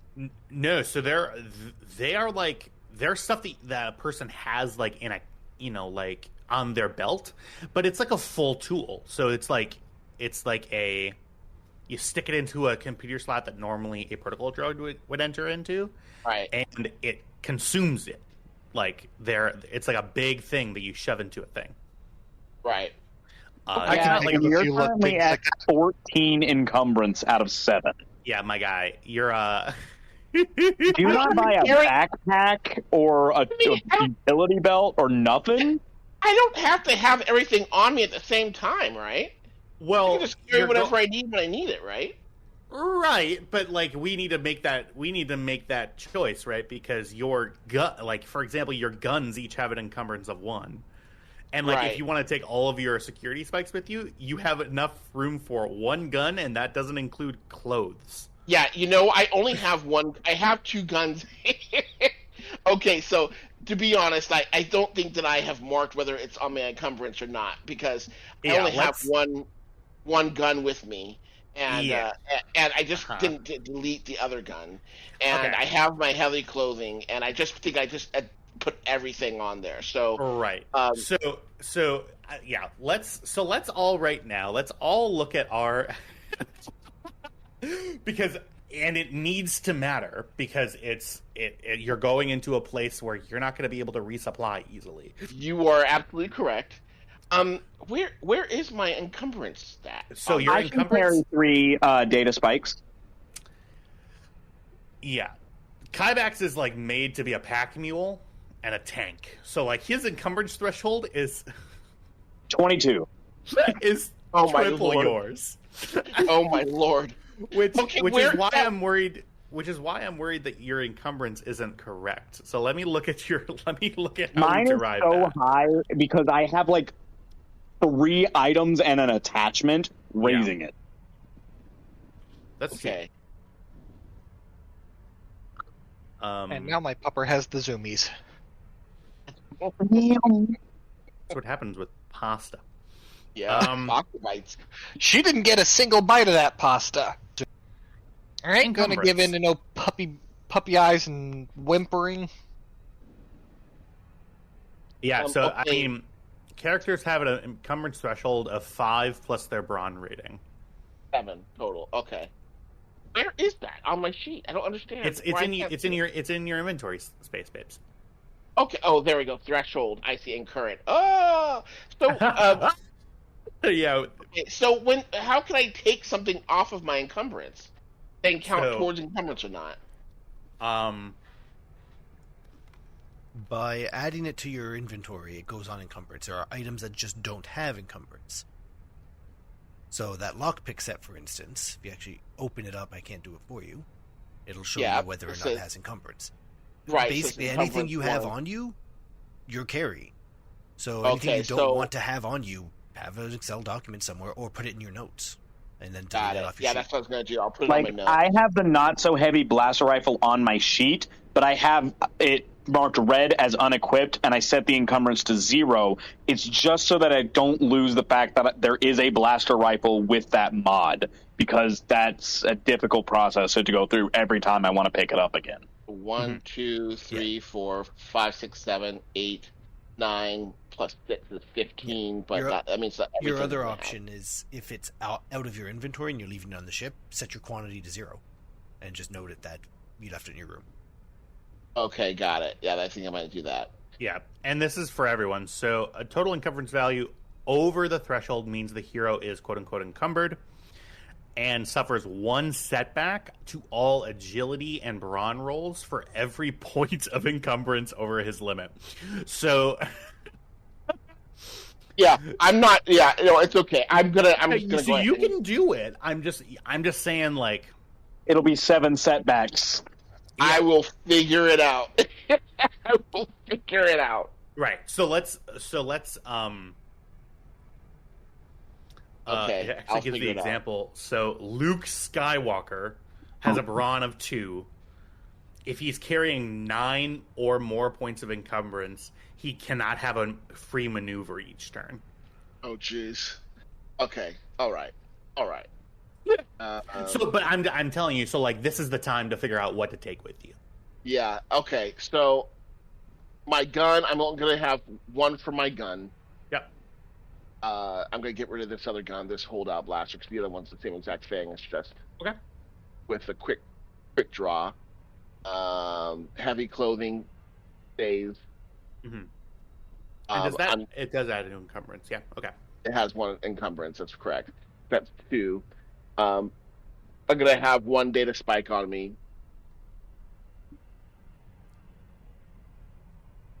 Right. I'm I don't know if I need to have a concealed escape kit, but I feel like I feel like I'm going to get put in a jail cell at some point. That has 0 encumbrance, babe, so you can have that. Oh yes, the surveillance tagger has 0. The concealed escape kit has 0. Let me know if me calling you babe makes you uncomfortable. Oh, because it's part of it. I need to feel love from somewhere. It's okay. Aren't you married? I know. Oh my god. Stands. Yes. Hence the term, I need to feel love from somewhere. Mm-hmm. I'm telling. He's sitting here just looking forward to his next prostate exam. I know. Don't see the check again. Okay, so the surveillance tagger's 3 or 0. Wow, that's okay. That's great. Scanner. I don't need this. I do need the surveillance scanner because it works with the surveillance tagger brick, and that's 2. Well, no. So the surveillance scanner, if you go into the thing, it tells you what it does. Yeah, upgrades the ability to check and locate any bugs, hidden cameras, data streams, and any kind of camera surveillance activity. I don't think that is for like if people are spying on you.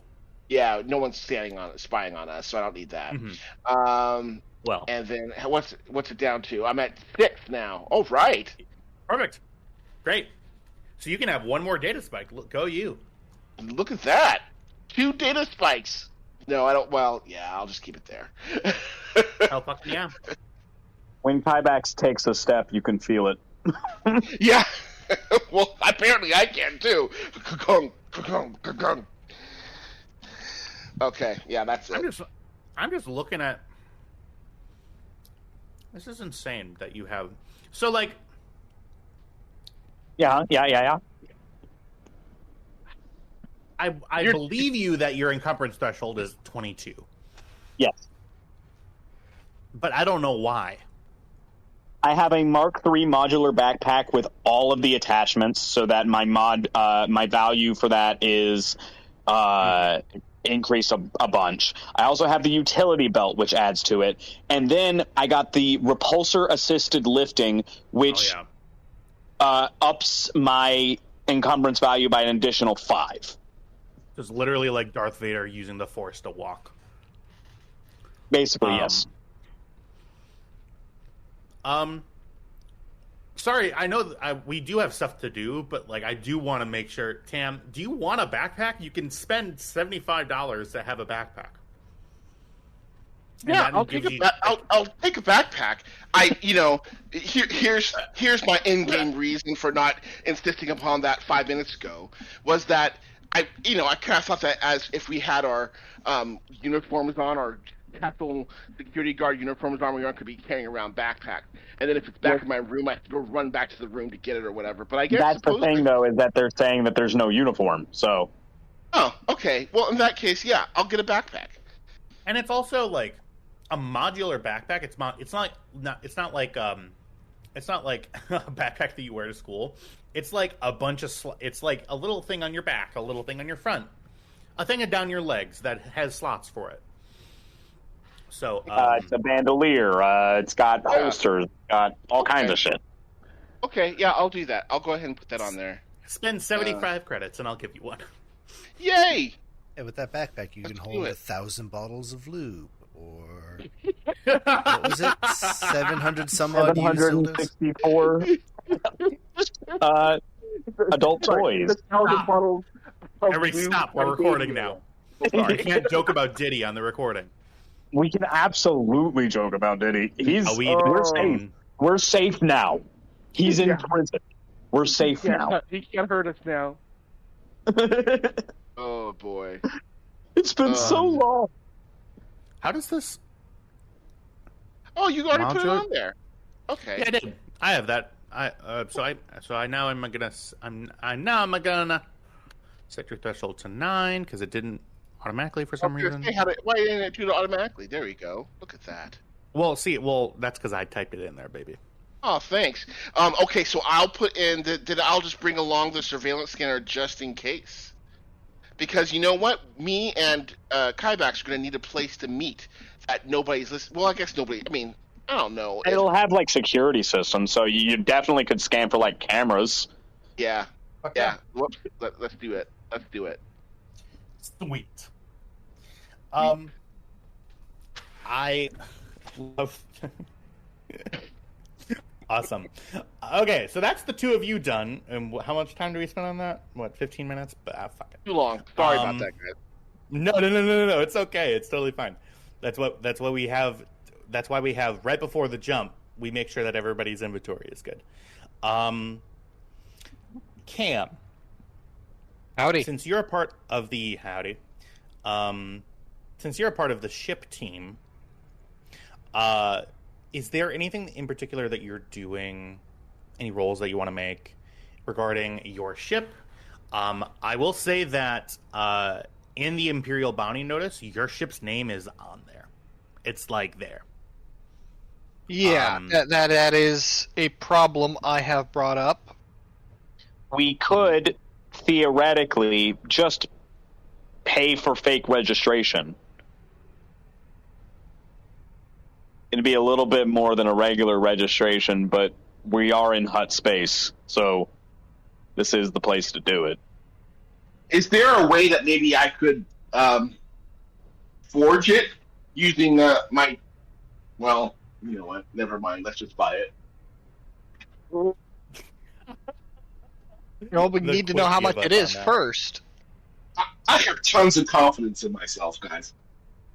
All right. Well, that's a very good question. Let me take a look and see if that's a thing. So their upkeep is definitely not upkeep. It's definitely like, give me just one moment. I need to registration. I can't imagine it be any different than like getting your title at the DMV, but a corrupt DMV where you can get a fake one. So like an outrageously expensive. Yeah. Yeah, North Carolina, you have to pay for property taxes every time you register your car. It's like $400 in my case because I have a nice car. Not to humble brag or anything, but what'd you get? Oh, it's Matt's car with my name on it. What did he get? He has a 2021 Chevy Blazer. Oh, that's nice. It's a very nice car. I love it so much. If anything happens to it, bad things will happen. I found out that Cadillac that I got has a CD player. It's like whoever bought that car originally got every single add-on you could get. So nice. It's heated and cooled seats. Does it have a tow package on it? Am I going to go to California and you're going to be towing your boat that you got? I'm definitely not getting a boat. Every person I've ever known said that the two happiest days of their life was when they bought the boat and then when they got rid of the boat. Yeah, you're not really in a place with lakes. Oh no, there's plenty of lakes. It just requires so much maintenance. Mm-hmm. Hey, Kyle, is there a okay? Yeah, because codes to. Okay, sorry, I'm just trying to establish a sense of scale. So it's going to require a couple of rolls. It's definitely so who's going to take the lead on getting a price for the forged and bogus registration? That's got to be Cam.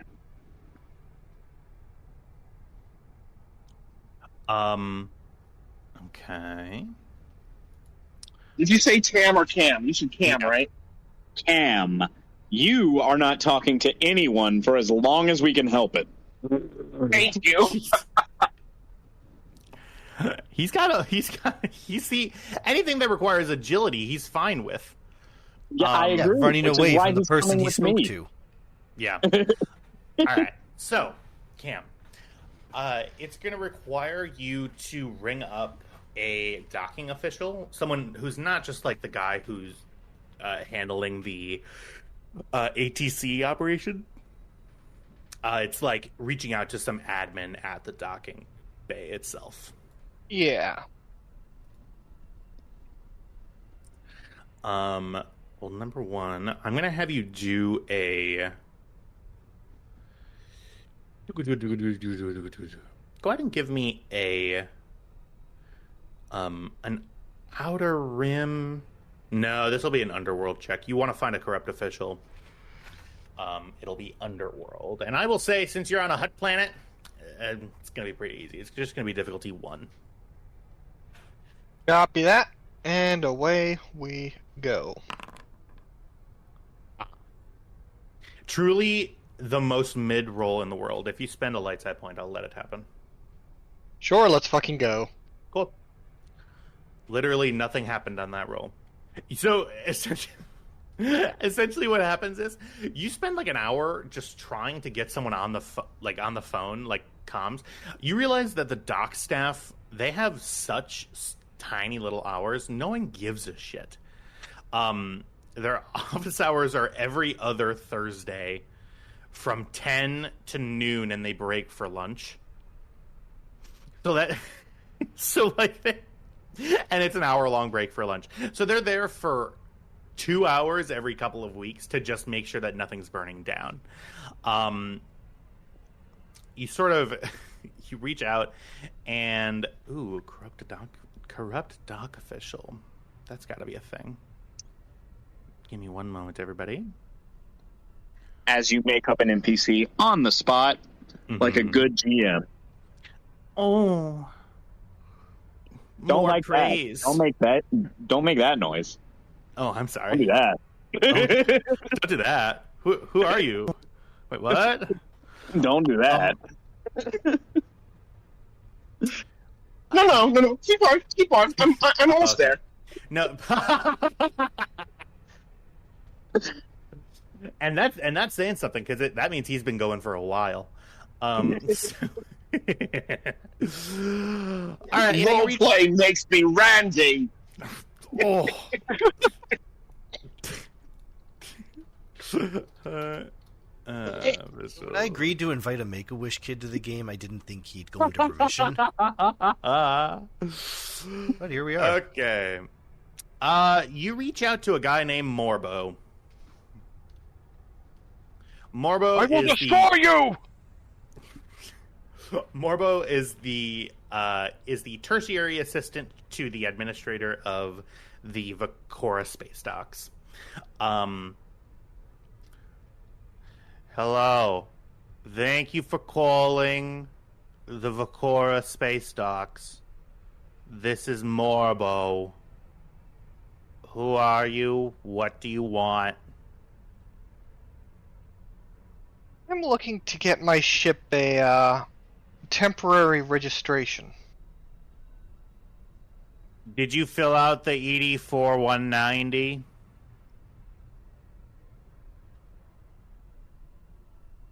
Yes. I assume that was done while this was on hold. Yeah. Okay. Thank you for filling out the ED-4190. To re-register your plates, do you have a new name involved? I've gone southern. Angel Wing. Angel Wing? Angel Wing. And how are we spelling Angel Wing? Angel. You have to slow down.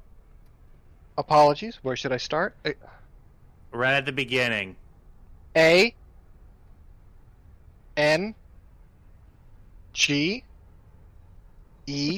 I'm getting flashbacks to work.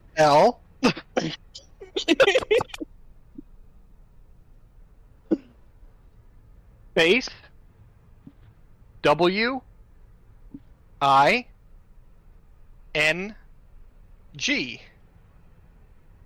Is that G as in golf or D as in David? G as in golf. Okay, let me read that back to you. A, and then this goes on for another 4 minutes. Okay, new registration fee to the hut Space Authority is 295 credits with 85 qual credits. We only take... Sorry. We take MasterCard and Visa. No credit card. There's an ATM and this is... I'm so sorry. I'm just loving my DMV character. Will that be E-Trade, or are you going to drop off your thing in a box? E-Trade. Okay, it's a new system. You're going to have to give me a moment. Hybax is in the background just banging his head into a table. Oh. Oh. Oh.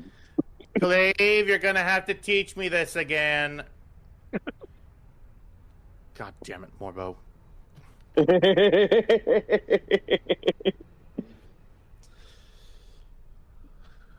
And move on. You spent 295 credits to register your ship as the Angel Wing. I had flashbacks to having to deal with boomers at my job. Jack, hold on, you're gonna have to slow down. I don't do computers.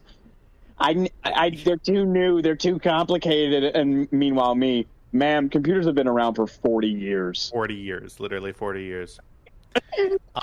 Jack, on a scale of 1 to 10, how did you like that scene? Did it add color and flavor to the world? It did. It was funny. Thank you. All goes down. Lina's going to pipe up 2 hours faster than last time. Yeah, not bad. You hear the comm ring again. Hey, this is Morbo. You should be getting your new tags in. Thank you, Morbo. Now, and you see your ship's interface says, message received from the Vakora Space Dock Authority. And there's no attachment. I'm going to open the message. Mm-hmm. Immediately we get a virus. No subject line. It says, here you go. And it's not even like a file, it's an ASCII image of your new registration. It appears the registration itself was not attached to the email. Now you tell me. Cleve? Son of a fucking bitch. Mama, move! Go to lunch. Hey, how you doing?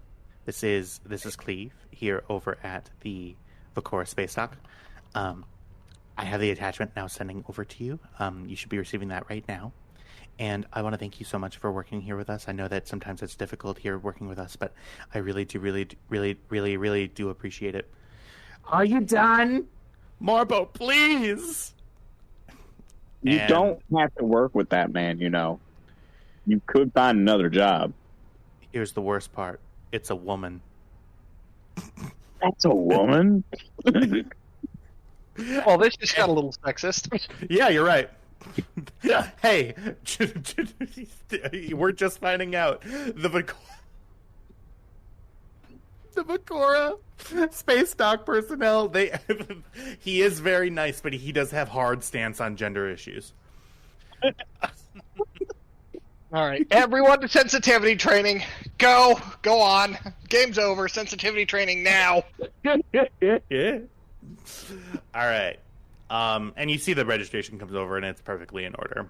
And it had a little smiley face down on the bottom from Cleve. And that's Cleve spelled the right way. Registration received, Cleve. What way would that be?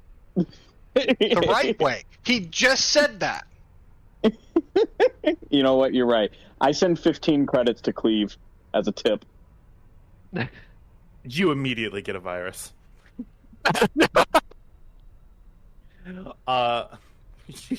On what? Your data pad gets several fake.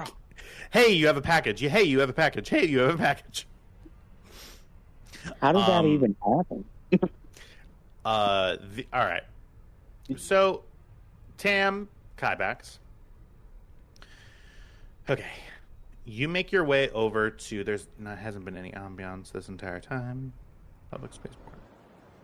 Perfect. You make your way over to the Iron Chain. Arm to the teeth. You take a transport. Take 15 credits for the transport to the primary city. Mm-hmm. The capital city of Silharon is very similar to Vakora, only the buildings are taller. The higher up the buildings are, you see platforms up connecting some of the large skyscrapers that sort of project their way up. You see, as the air car takes you underneath sort of the main level, you see, again, abject poverty. Below you, you see a lot of people just making their way.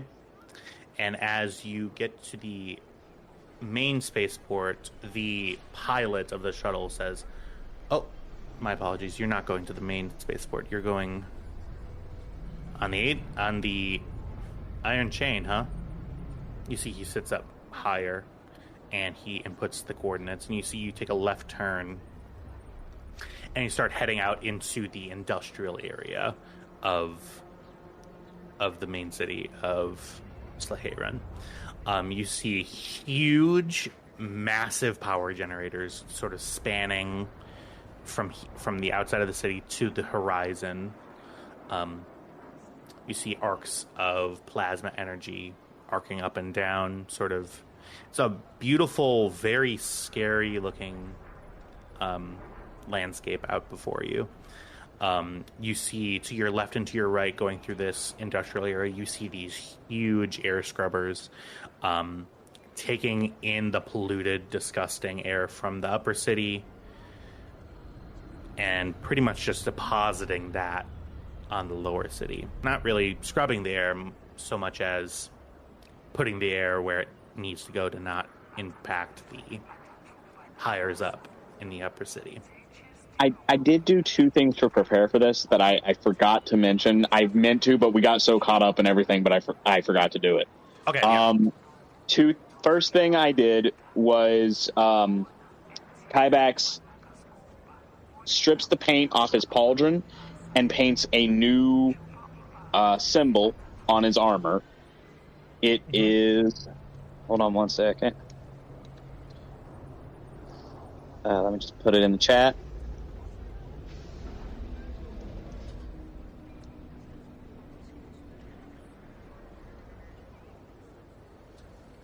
There it is. It's that symbol, and he has a little ID card. His ID card, instead of saying Kybax Mariel, now says Candorus Ordo. You motherfucker. Wow. Nice. Who can tell the difference between two Mandos? Motherfucker. Also, Candorus Ordo died like 8,000 years before this. And he was a very, very famous Mandalorian. Mandalorians name their kids after historical figures all the time. And Clan Ordo is huge. Or it was. Legacy. Anything else? Nope, that's it. Okay. Back to desolate surroundings. Mm-hmm. Oh, we need to get fake IDs for Cam and Lina. That's for you guys to do. It is. It just occurred to me. So yeah, don't let me interrupt. Continue. You sort of go through this semi-toxic air. The sort of retractable roof of the car sort of comes up on top of the two of you. As you move on, the windows come up and the AC comes on. It's a kind of a nice ride if you don't look out the window. You Alternatively, could be a nicer ride if you look out the window, just, because of the Schadenfreude. Yeah. Went right over my head. So you continuing through the industrial area, and to the to your starboard side, you see a medium-sized transport that looks like the transport that you're looking for. The ship is completely black except for one white band that goes around the center section of the hull, sort of right around the equator, as it were, of the hull. Outside, as the speeder pulls up, he goes, "Hey man, I hope your ride's been good today. Just rate me 5 stars." And he sort of sets it down, and you see sort of being taken on board in a Changang, several Changangs, are sets of 12 prisoners. 95% of them are alien. Of those 95%, about 70% of them are Twi'leks. You see of different colors, men, women, all being taken up into the cargo area of the ship. You see a sort of a... Give me 1 second here.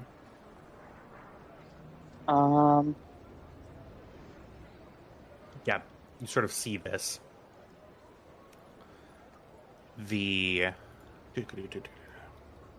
Apologies, my computer's being slow.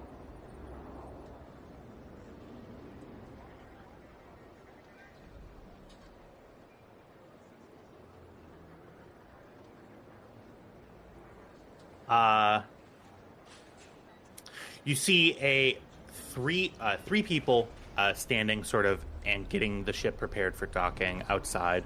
As you sort of land, you see they're doing their last final inspections. And you see 2 of them have their guns and their weapons drawn. They have blaster rifles, and each of them are sort of saying things in Huttese to the slaves as they're being brought onto the barge. Separate from them is a third person, human, sort of wearing a sleek black leather flight suit with sort of metallic accoutrement on the shoulders. Kyvax kind of touches Tam on the shoulder and is like, "Follow my lead," as they walk up. Okay. Yeah, she follows. Just 1 second here.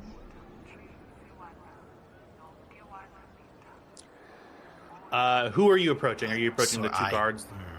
I gave you 3 little playgrounds. Get off the map.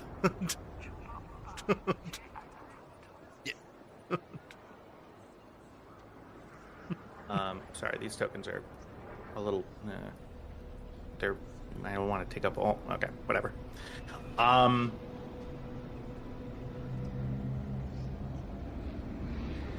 well, that's guess... the Emperor. Give me 1 second. Does the Emperor show up? The Emperor does show up. He's there.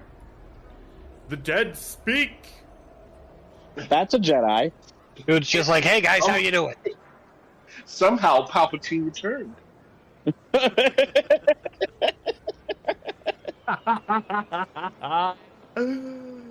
Oh, fuck. Very good. Give me just 1 moment, everybody. Okay, these are generic tokens. We'll have actual... That doesn't matter.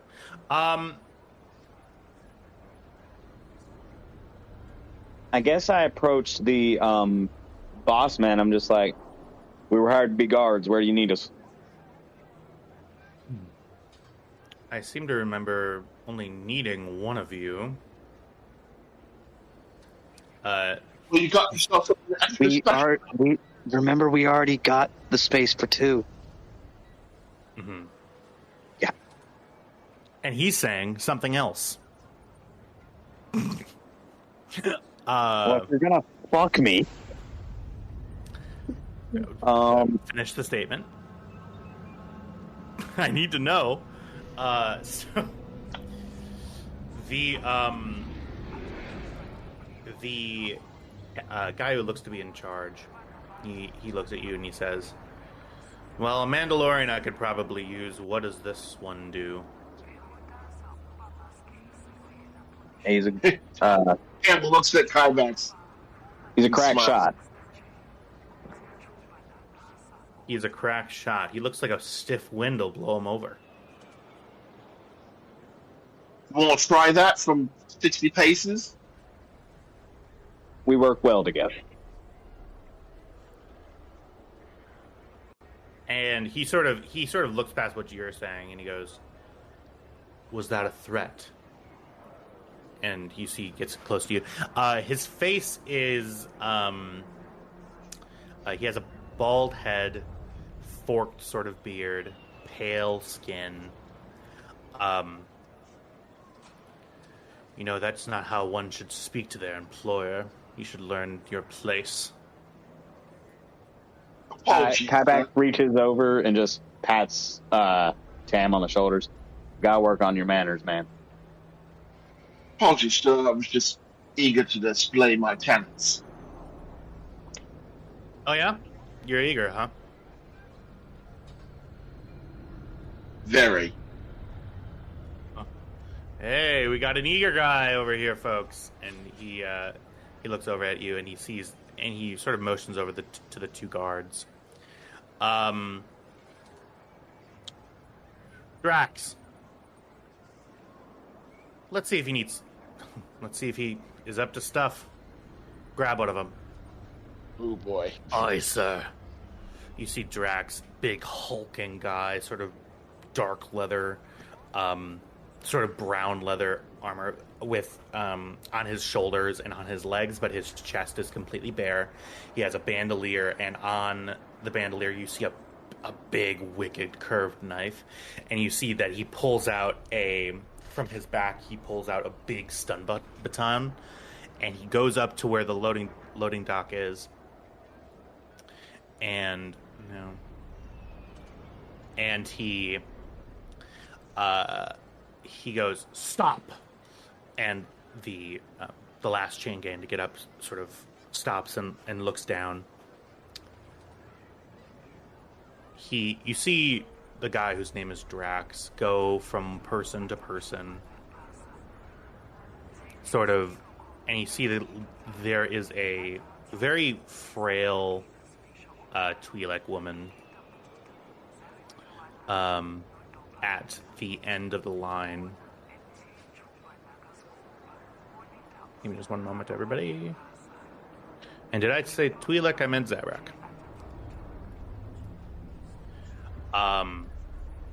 And the captain says, "That one will do." And you see Drax. Drax uses the stun baton with two hands and jabs her into the stomach. She falls on the ground and removes her from the chain gang. Grabs her by the scruff of her very plain sort of beige clothes and pushes her and sort of drags her almost out into sort of the to be a little bit closer to you, and then starts walking paces. And you see that Drax reaches in and whispers something to her, and you see her eyes go wide, and Drax walks away, walks back towards his captain and says, "You said you were a good shot, huh?" Well, yeah. Go ahead, I want to see. All right. Are you really about to waste a whole slave's worth of credits just to prove a point? You see the captain looks at you.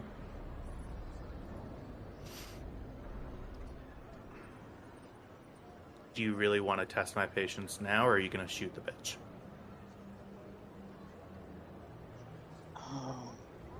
Okay, he goes to. I don't know if there's any rules for called shots or anything like that, but he goes to. He wants to like shoot her in the leg. Shoot her in the leg? Yeah. Yeah, okay. On the foot. That works. Shoot her foot. No, shoot her at the foot. Hold Shoot her on. at the foot. I have a Yeah. suggestion. Yes. shoot her on the in between her feet. Is what I have a question. Yes. Call which ear? Oh, ooh. That's nice. Okay. Because that Or- shows marksmanship, and not only that, you're not wasting his money, as well as you're not killing the fucking slave. Yeah. Yeah. Okay, yeah, I do that. That's actually a good idea. I say, how about her left ear? How's that for you? Yeah, that really shows off marksmanship because it's right next to the head. If you miss, the slave's just fucking dead. Okay. The captain looks at you, and go ahead, and I'm going to ask for a roll for this. Of course. Well, It's a ranged light, I suppose. Oh shit! I also have. I'm gonna. Well, so no, that's not the roll that I'm asking for. Oh. This is gonna be This will be a coercion check. Can I provide trained assistance? Are you gonna be speaking up on his behalf, or? Yeah, I'm just like, at least this way we won't lose the money. Okay. Yeah, I'll say sure for the trained assistance. Yeah, so you get one more rank to coercion. So you will roll 1 yellow, 1 green. Okay. And no boost, right? That wasn't. No, and his give me just one moment. Give me just. Apologies. I just want to make sure that I'm. So it's going to be presence. Because will and present. Yeah. Yeah. So this is going to be. This is going to be difficulty 2. Okay. And the light side point for this. Yeah. Oh yeah. Yeah. Okay. I'll do that. What does that do for me? Does that give me a so boost? that lets you so that upgrades your. So you are already upgrading one of your success die. This lets you upgrade the other one to a yellow. So right now you are rolling 2 yellows. Yeah, and 2 purples. Okay. 2 yellows and 2 purples. Yep. I can't hardly fucking bear it. I know. I know. Okay. Yeah. Well, I'm gonna have to kill these people, and I don't want to do that. well, this is making it a lot easier to decide.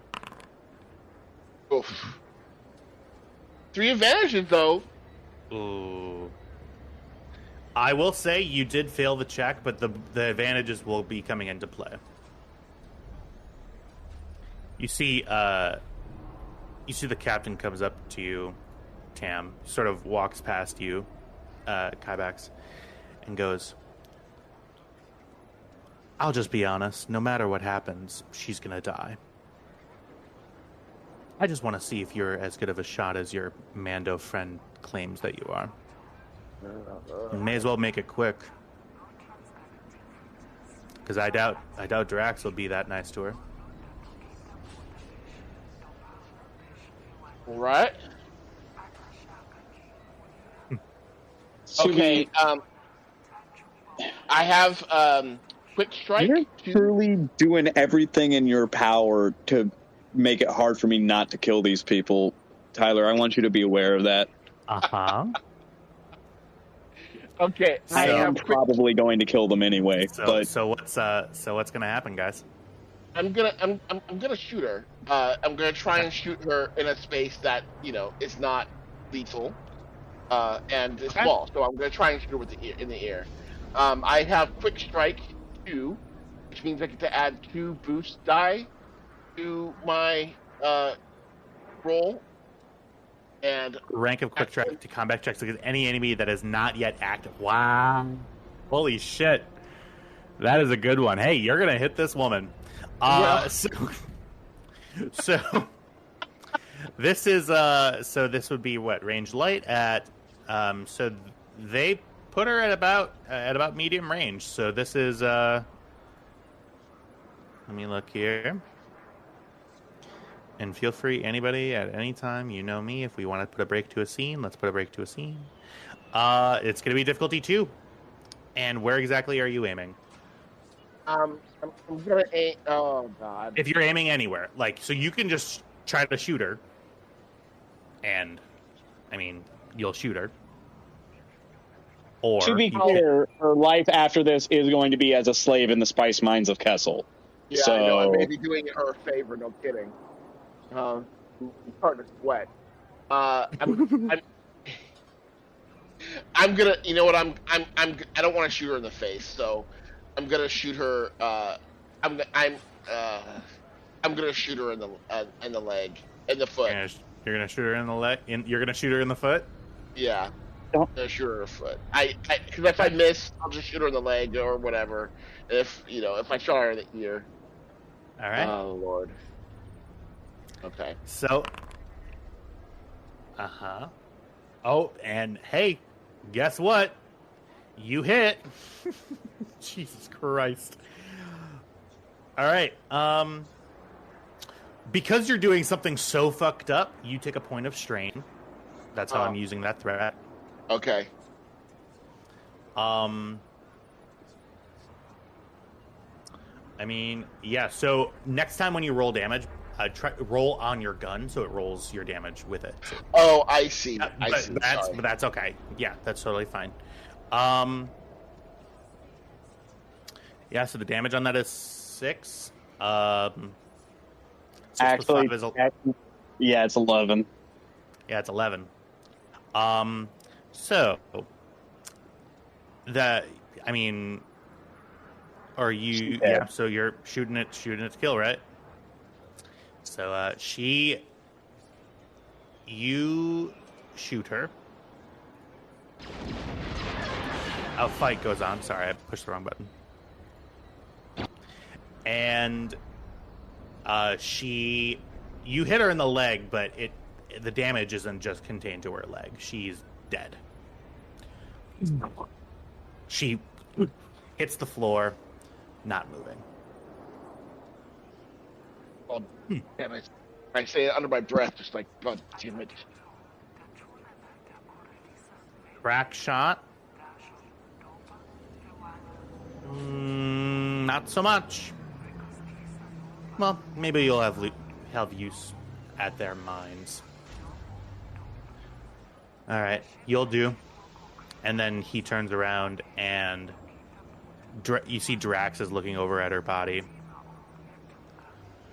And the rest of the slaves are still standing there, the rest of the chain gang. And Drax goes over and he goes, "What are you still staring at? Get up!" And they all walk back up into the ship. What do you do? Ibex kind of turns off the external vocoder on his armor and just mutters, "Between the 4th and 5th intercostal space," in his sleep. And then he follows them up into the ship. Okay. How's Tam feeling? Not good. Not good. You know, he's a killing box. I mean, he kills people, but only when they're trying to kill him. Yep.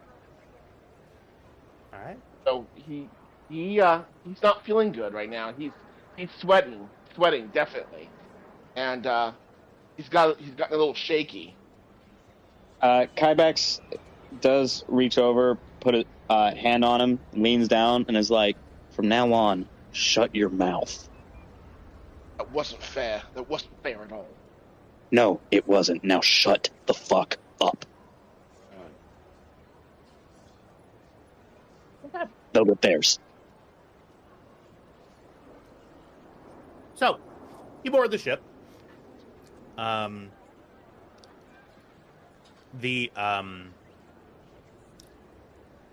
ship is, as you go up into the main hold. It's it is. You're in a place that's pretty much the last stop for all of these sentients to a short life in the worst conditions imaginable. They all sort of look up at you guys as you go by,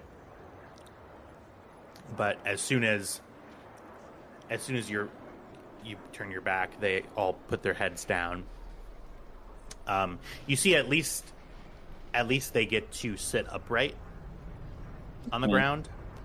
They're not forced to lay down. They're not being hung from the walls or anything like that. It's a small ship. It's pretty sardine-like in here, but you walk through the cargo area into the sort of the crew quarters.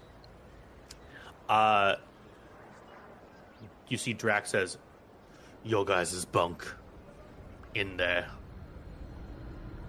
And he walks up into and he sort of walks forward and turns left into the engineering bay. And you see the other person who has not yet spoken and the captain both go up to the cockpit area.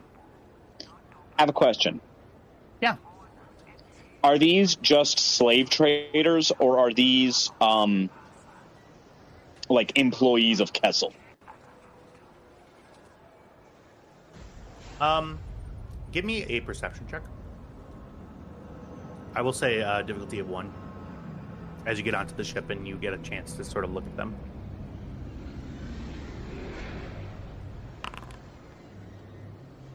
Are you fucking kidding me?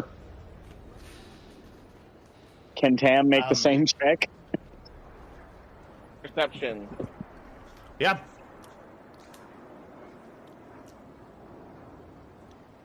Oh, sorry. What was the difficulty? Just difficulty 1. Yep, difficulty 1. And a little bit better at seeing. You don't really see insignia of any kind, but you both do remember what, God, I named him and I can't fucking, Galen. What Galen said. That these are associates of a rival hut in this city. Chameba. It's Dragar. Do we know which hut specifically? Yep, Dragar. Dragar the Hutt. Dragar the Hutt, on the scale of bad to real bad for Hutts, Dragar is right down there with the real bad. His main trade is slaves. He is a slaver through and through. And that leads you to believe that these people are probably employed by Dragar. They're not directly... They may not be employed with Kessel, but that doesn't mean that they're not working with them. Okay, so I'm going to turn off information that you don't have. Yeah, I'm going to turn off my external vocoder, and considering that we are still on the planet, I'm going to connect my helmet comm to what's his face, Maba's secretary. Yeah, that guy. Yeah, that guy. What's his name? His name was Rax Varen. Rax Varen. I'm going to connect to Rax. It's Brax, right? Nope. Rax. Oh, it's Brax now. Oh yeah, RACKS.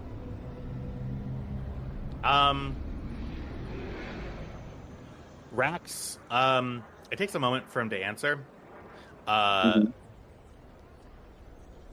Yeah, who's this? It's Kybax. Okay. I'm on a slave barge owned by what the fuck was his name? Dragar. Dragar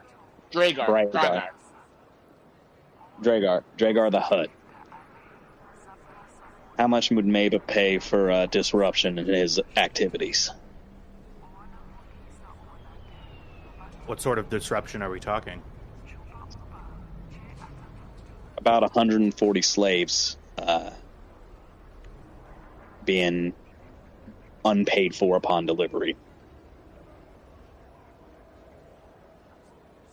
Sounds like a drop in the bucket to me. Do you have access to their internal security framework or Hired on as a guard, so yes. You have access to their trade network schematics? If Maba could influence the Hutt slave markets in some way, she could probably make a profit on it. Is that something that we could theoretically gain access to on this ship?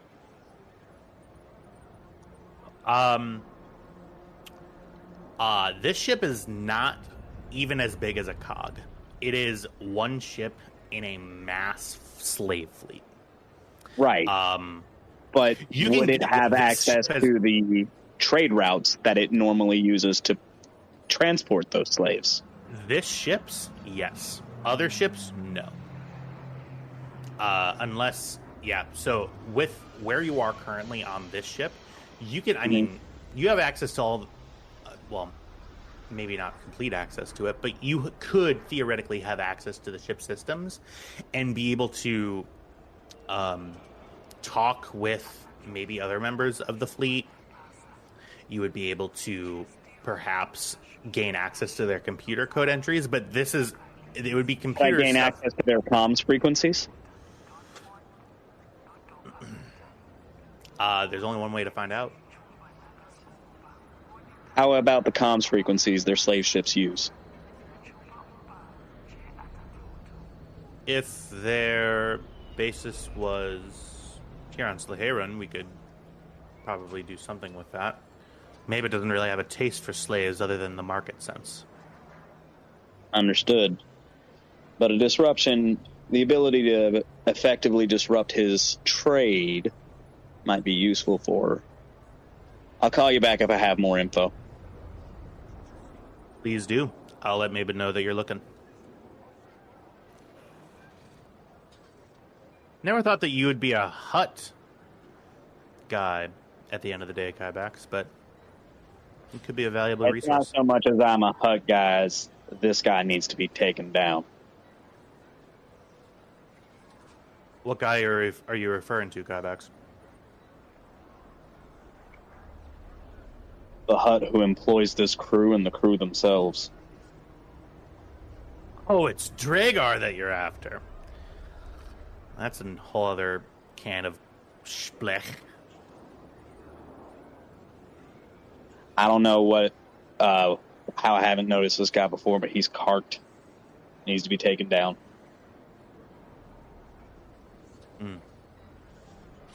Well, good luck with that, and the communication ends. And Kybax. Yeah. You get the feeling. Yeah. This whole Hutt stuff. Yeah. Not your tea. No, not where you want to really. be. Not really.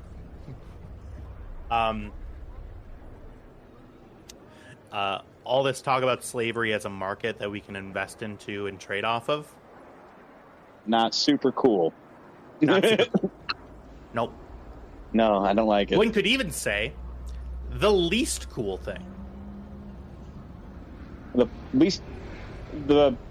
Possibly, yeah, the least cool thing to ever exist. Yeah. And that's our stance here at the Stormrunner. We are against slavery.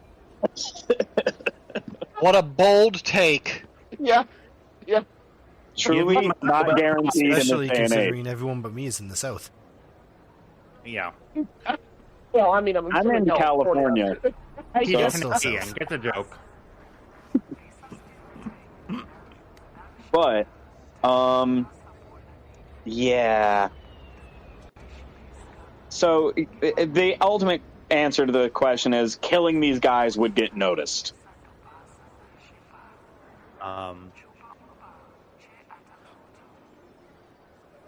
Go ahead and give me to answer that question. Uh-huh. I don't know. Give me an underworld check. You've been in the underworld for a little bit. I'll say difficulty 1, and I'll help you out. Okay. I can help out too. I can give you a assist, I think. Yeah, do you Okay. have trained assistants? Yes. Yeah.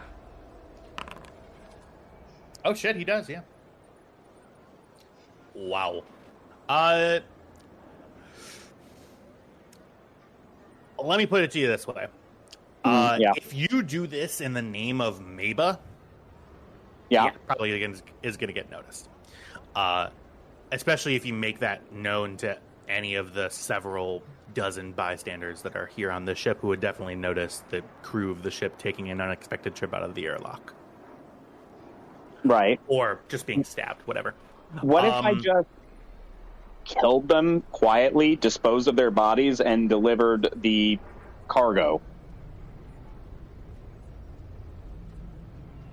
Would Bethel know to, like, because we'll be like, what? Where's the crew of this ship? Or are they just going to be like, great, you've delivered our cargo. We don't really know the crews.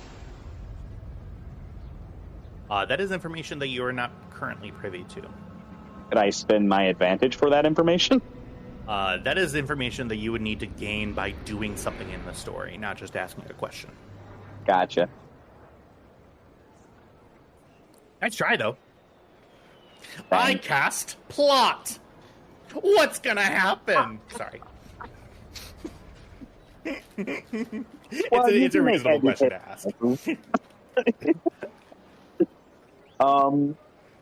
Once we get in our bunk and I go to Tan, I'm like, I want you to scrape this barge for every single scrap of information you can find. You bet. I got it. You hear the ship take off.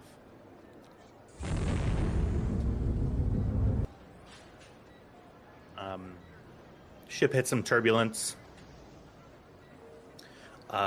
You see the fasten seatbelt sign goes on. And What is a seatbelt? and after a few moments, you feel the gravity generators kick in. You feel yourself in space, and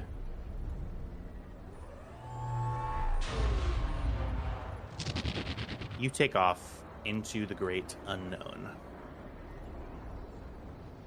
Where you're going, nobody knows.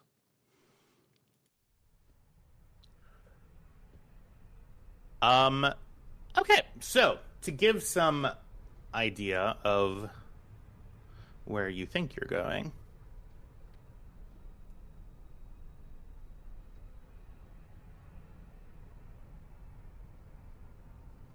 so following along,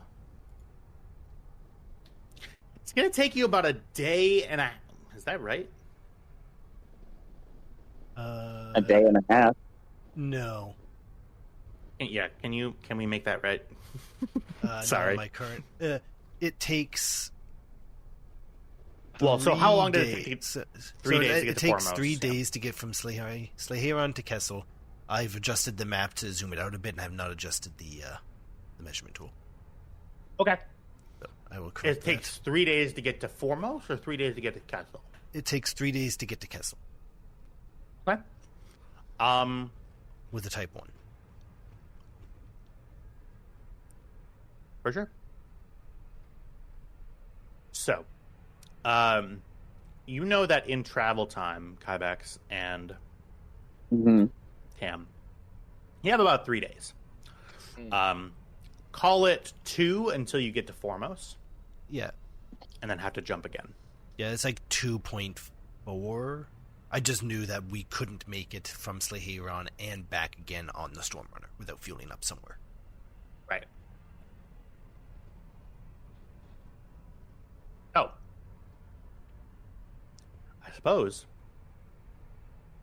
what we will do sort of before we talk about travel time, Cam and Lina,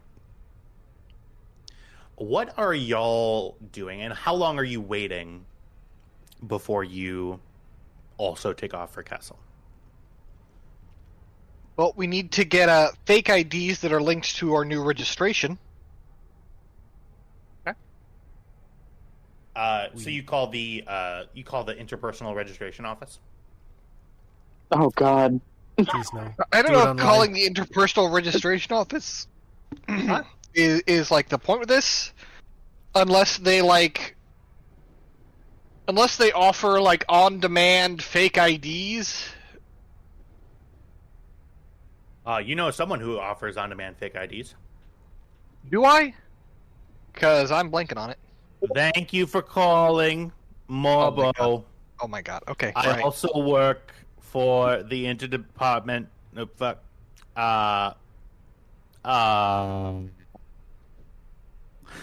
What can I do for you today? I need new identifications for myself and my crewmate. I Ours were lost. Oh.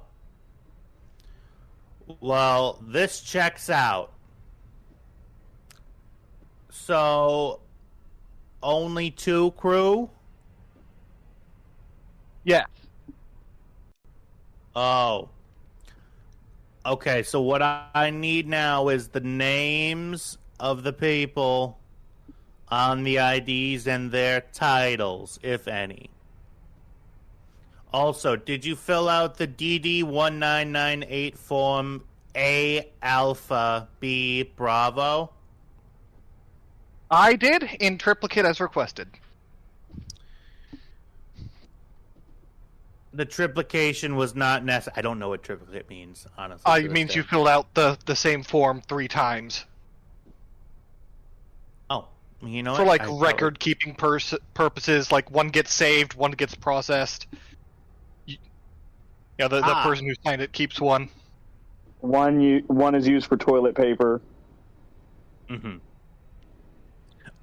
Thank you so much for the triplication. I wasn't just looking up what that means. So, thank you. Now, slowly, you speed racer, slowly you need to tell me your name and the name of your other crew person. First name, Juno. J. U. N. Honestly, O. Ham had to shoot an innocent woman, and I think he has the less difficult task.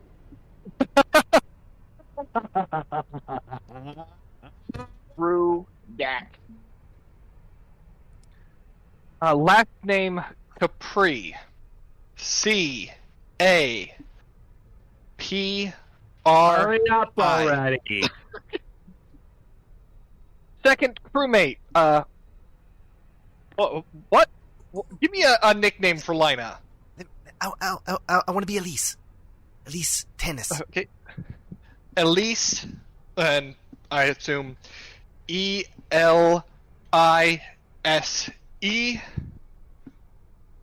Last name Tanis. Tannis.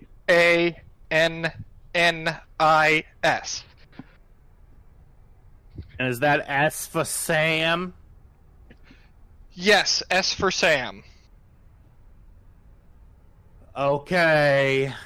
So it's ELICE space SASSIS.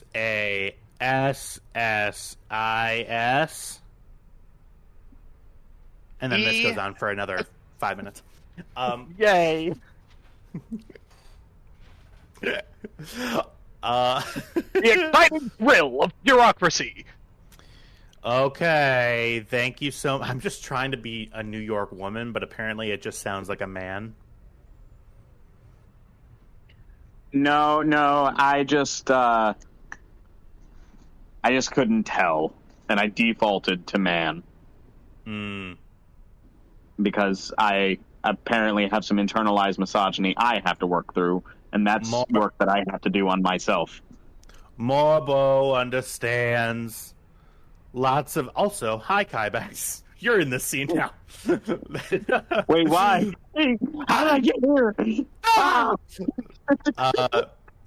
Okay. You need to send over registration and forgery fees. All right, those are sent over.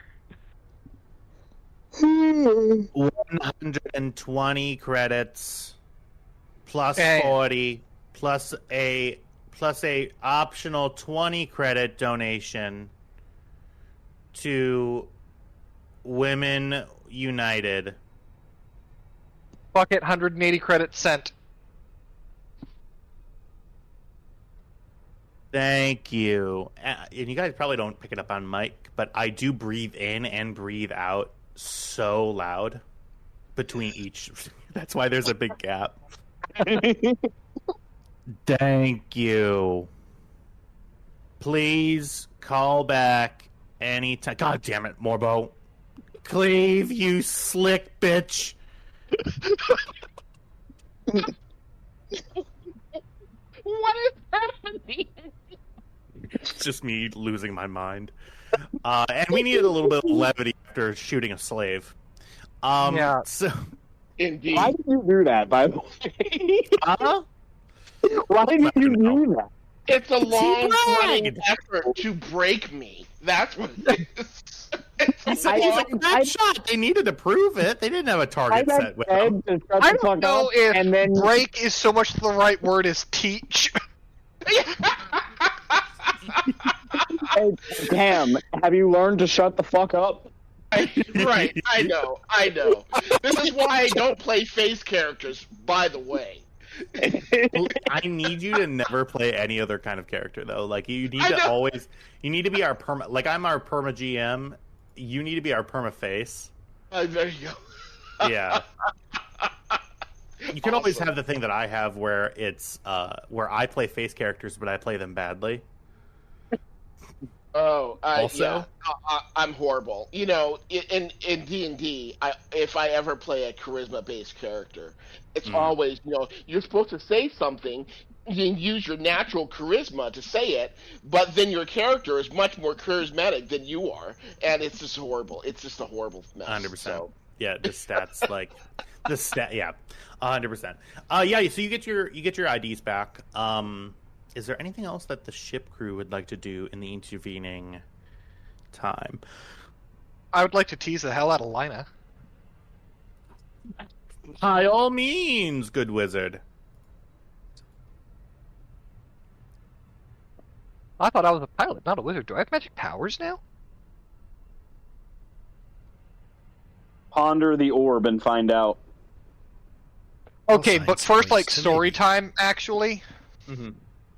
How many of y'all have seen Star Trek Lower Decks?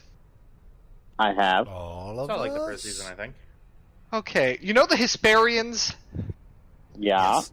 Yeah, the Renfair LARPers? Well, in Star Trek Online, there are ships that have intel gathering capability. You know, they gather intelligence, exploit weaknesses, and whatnot. I think it was last year or year before, Star Trek Online released the Hesperian battlecruiser as an intel ship. And they renamed all its abilities. Oh, This God. ship does not have gather intelligence, it has ponder the orb. I love it. You went all out on it. I love the Star Trek Online devs so much. Okay, anyway. Yeah, so, at least, Tannis, where did you get that one? Just it came to my mind.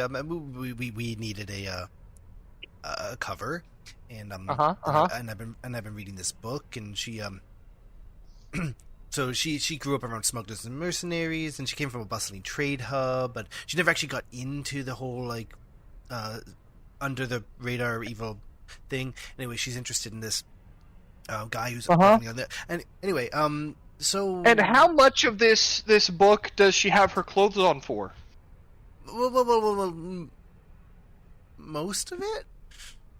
You're hesitating a little too much there. Well, I haven't finished the book, so I can't get you a proper number. And what happens if someone calls us out on that? Personally, I suggest we shame them for reading trashy novels.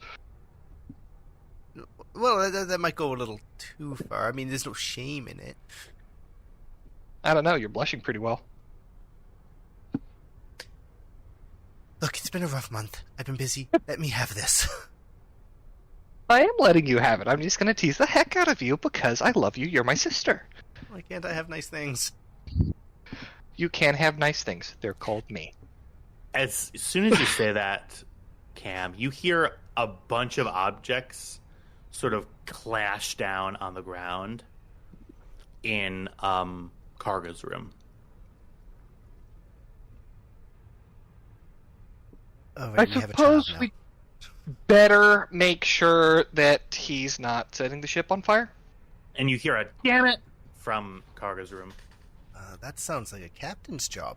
I put out the fires. Off to engineering. There's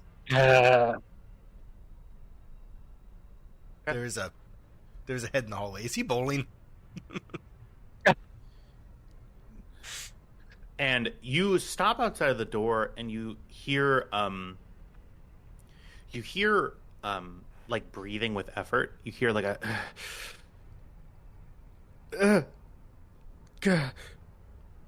from inside the room. Knock on the door. Karga!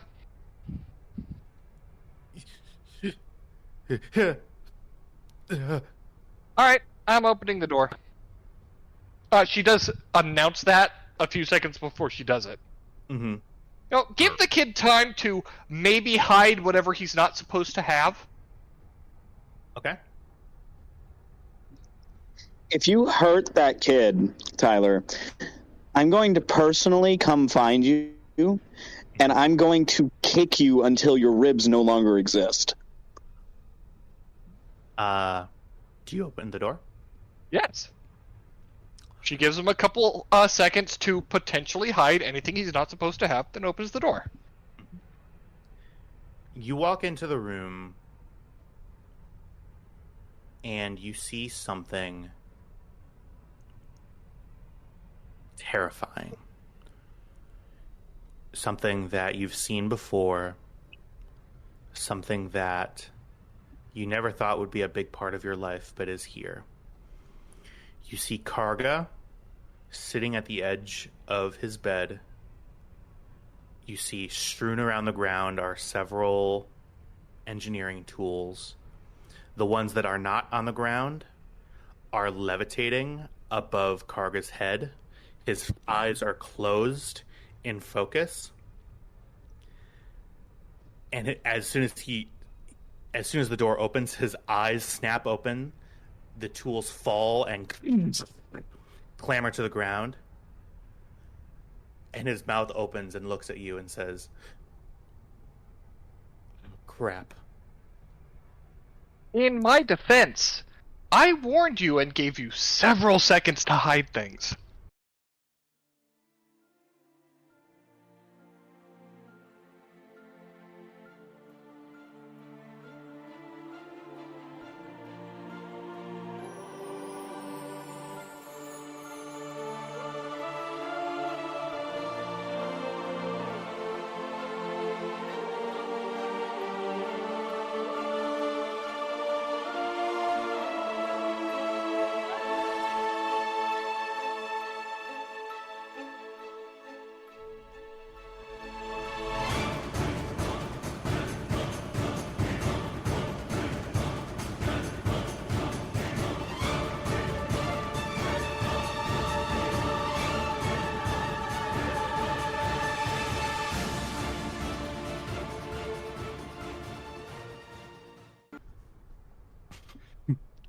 Okay, so my heart almost couldn't take that. I want to thank everybody for watching. We are going to be going on a brief hiatus. This gives everybody who's been watching a time to go back, watch all the stuff that we've got going on. Go to the Stormrunners YouTube page. We did a huge Star Trek campaign. It was a long sort of thing. You get to hear me 3 years ago figure out how to play a game. Look through all of our backlog. This is fun. Well, why would they There is watch no that season when they're one. watching you figure out how to play a game now? And with that slight insult to my character, we will end. Thank you so much, I do everybody, have for watching. one more thing I'd like to say. Yeah. Okay. Great. I have a correction to issue to someone who commented, Yeah.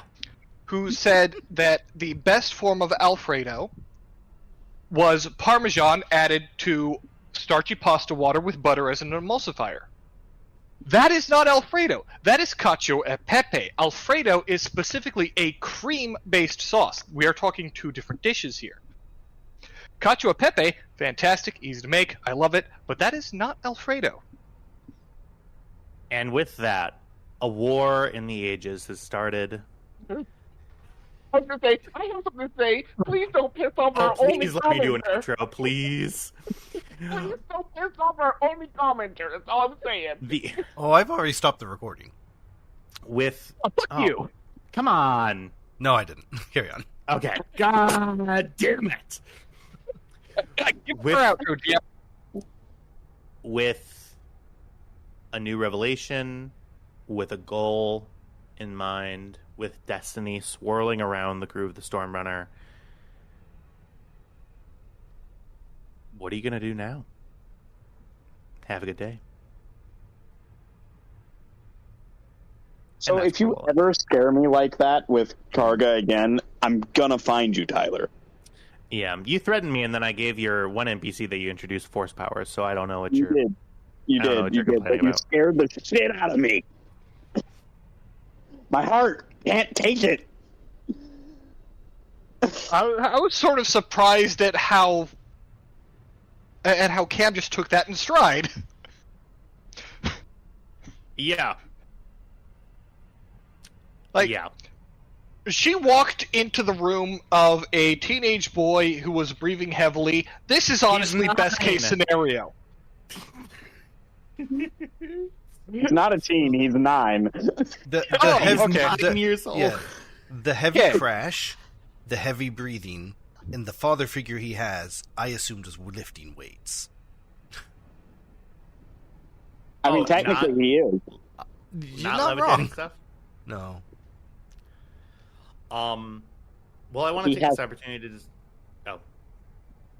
Go ahead. No, go ahead. No, go ahead. I want to take this opportunity... Oh. I'm gonna... No. Breathe in, No. breathe Yep. out. Uh-huh. So So you were saying? the time that we've spent playing Star Wars has been fantastic. We're gonna keep playing it in 6 weeks' time. It's gonna be great. I will have my Sunday nights sort of back. I'll be hanging out with Matt a lot. We'll be going on vacation. If at any point anybody wants to shoot me a text and talk about Star Wars or whatever, we can absolutely do that.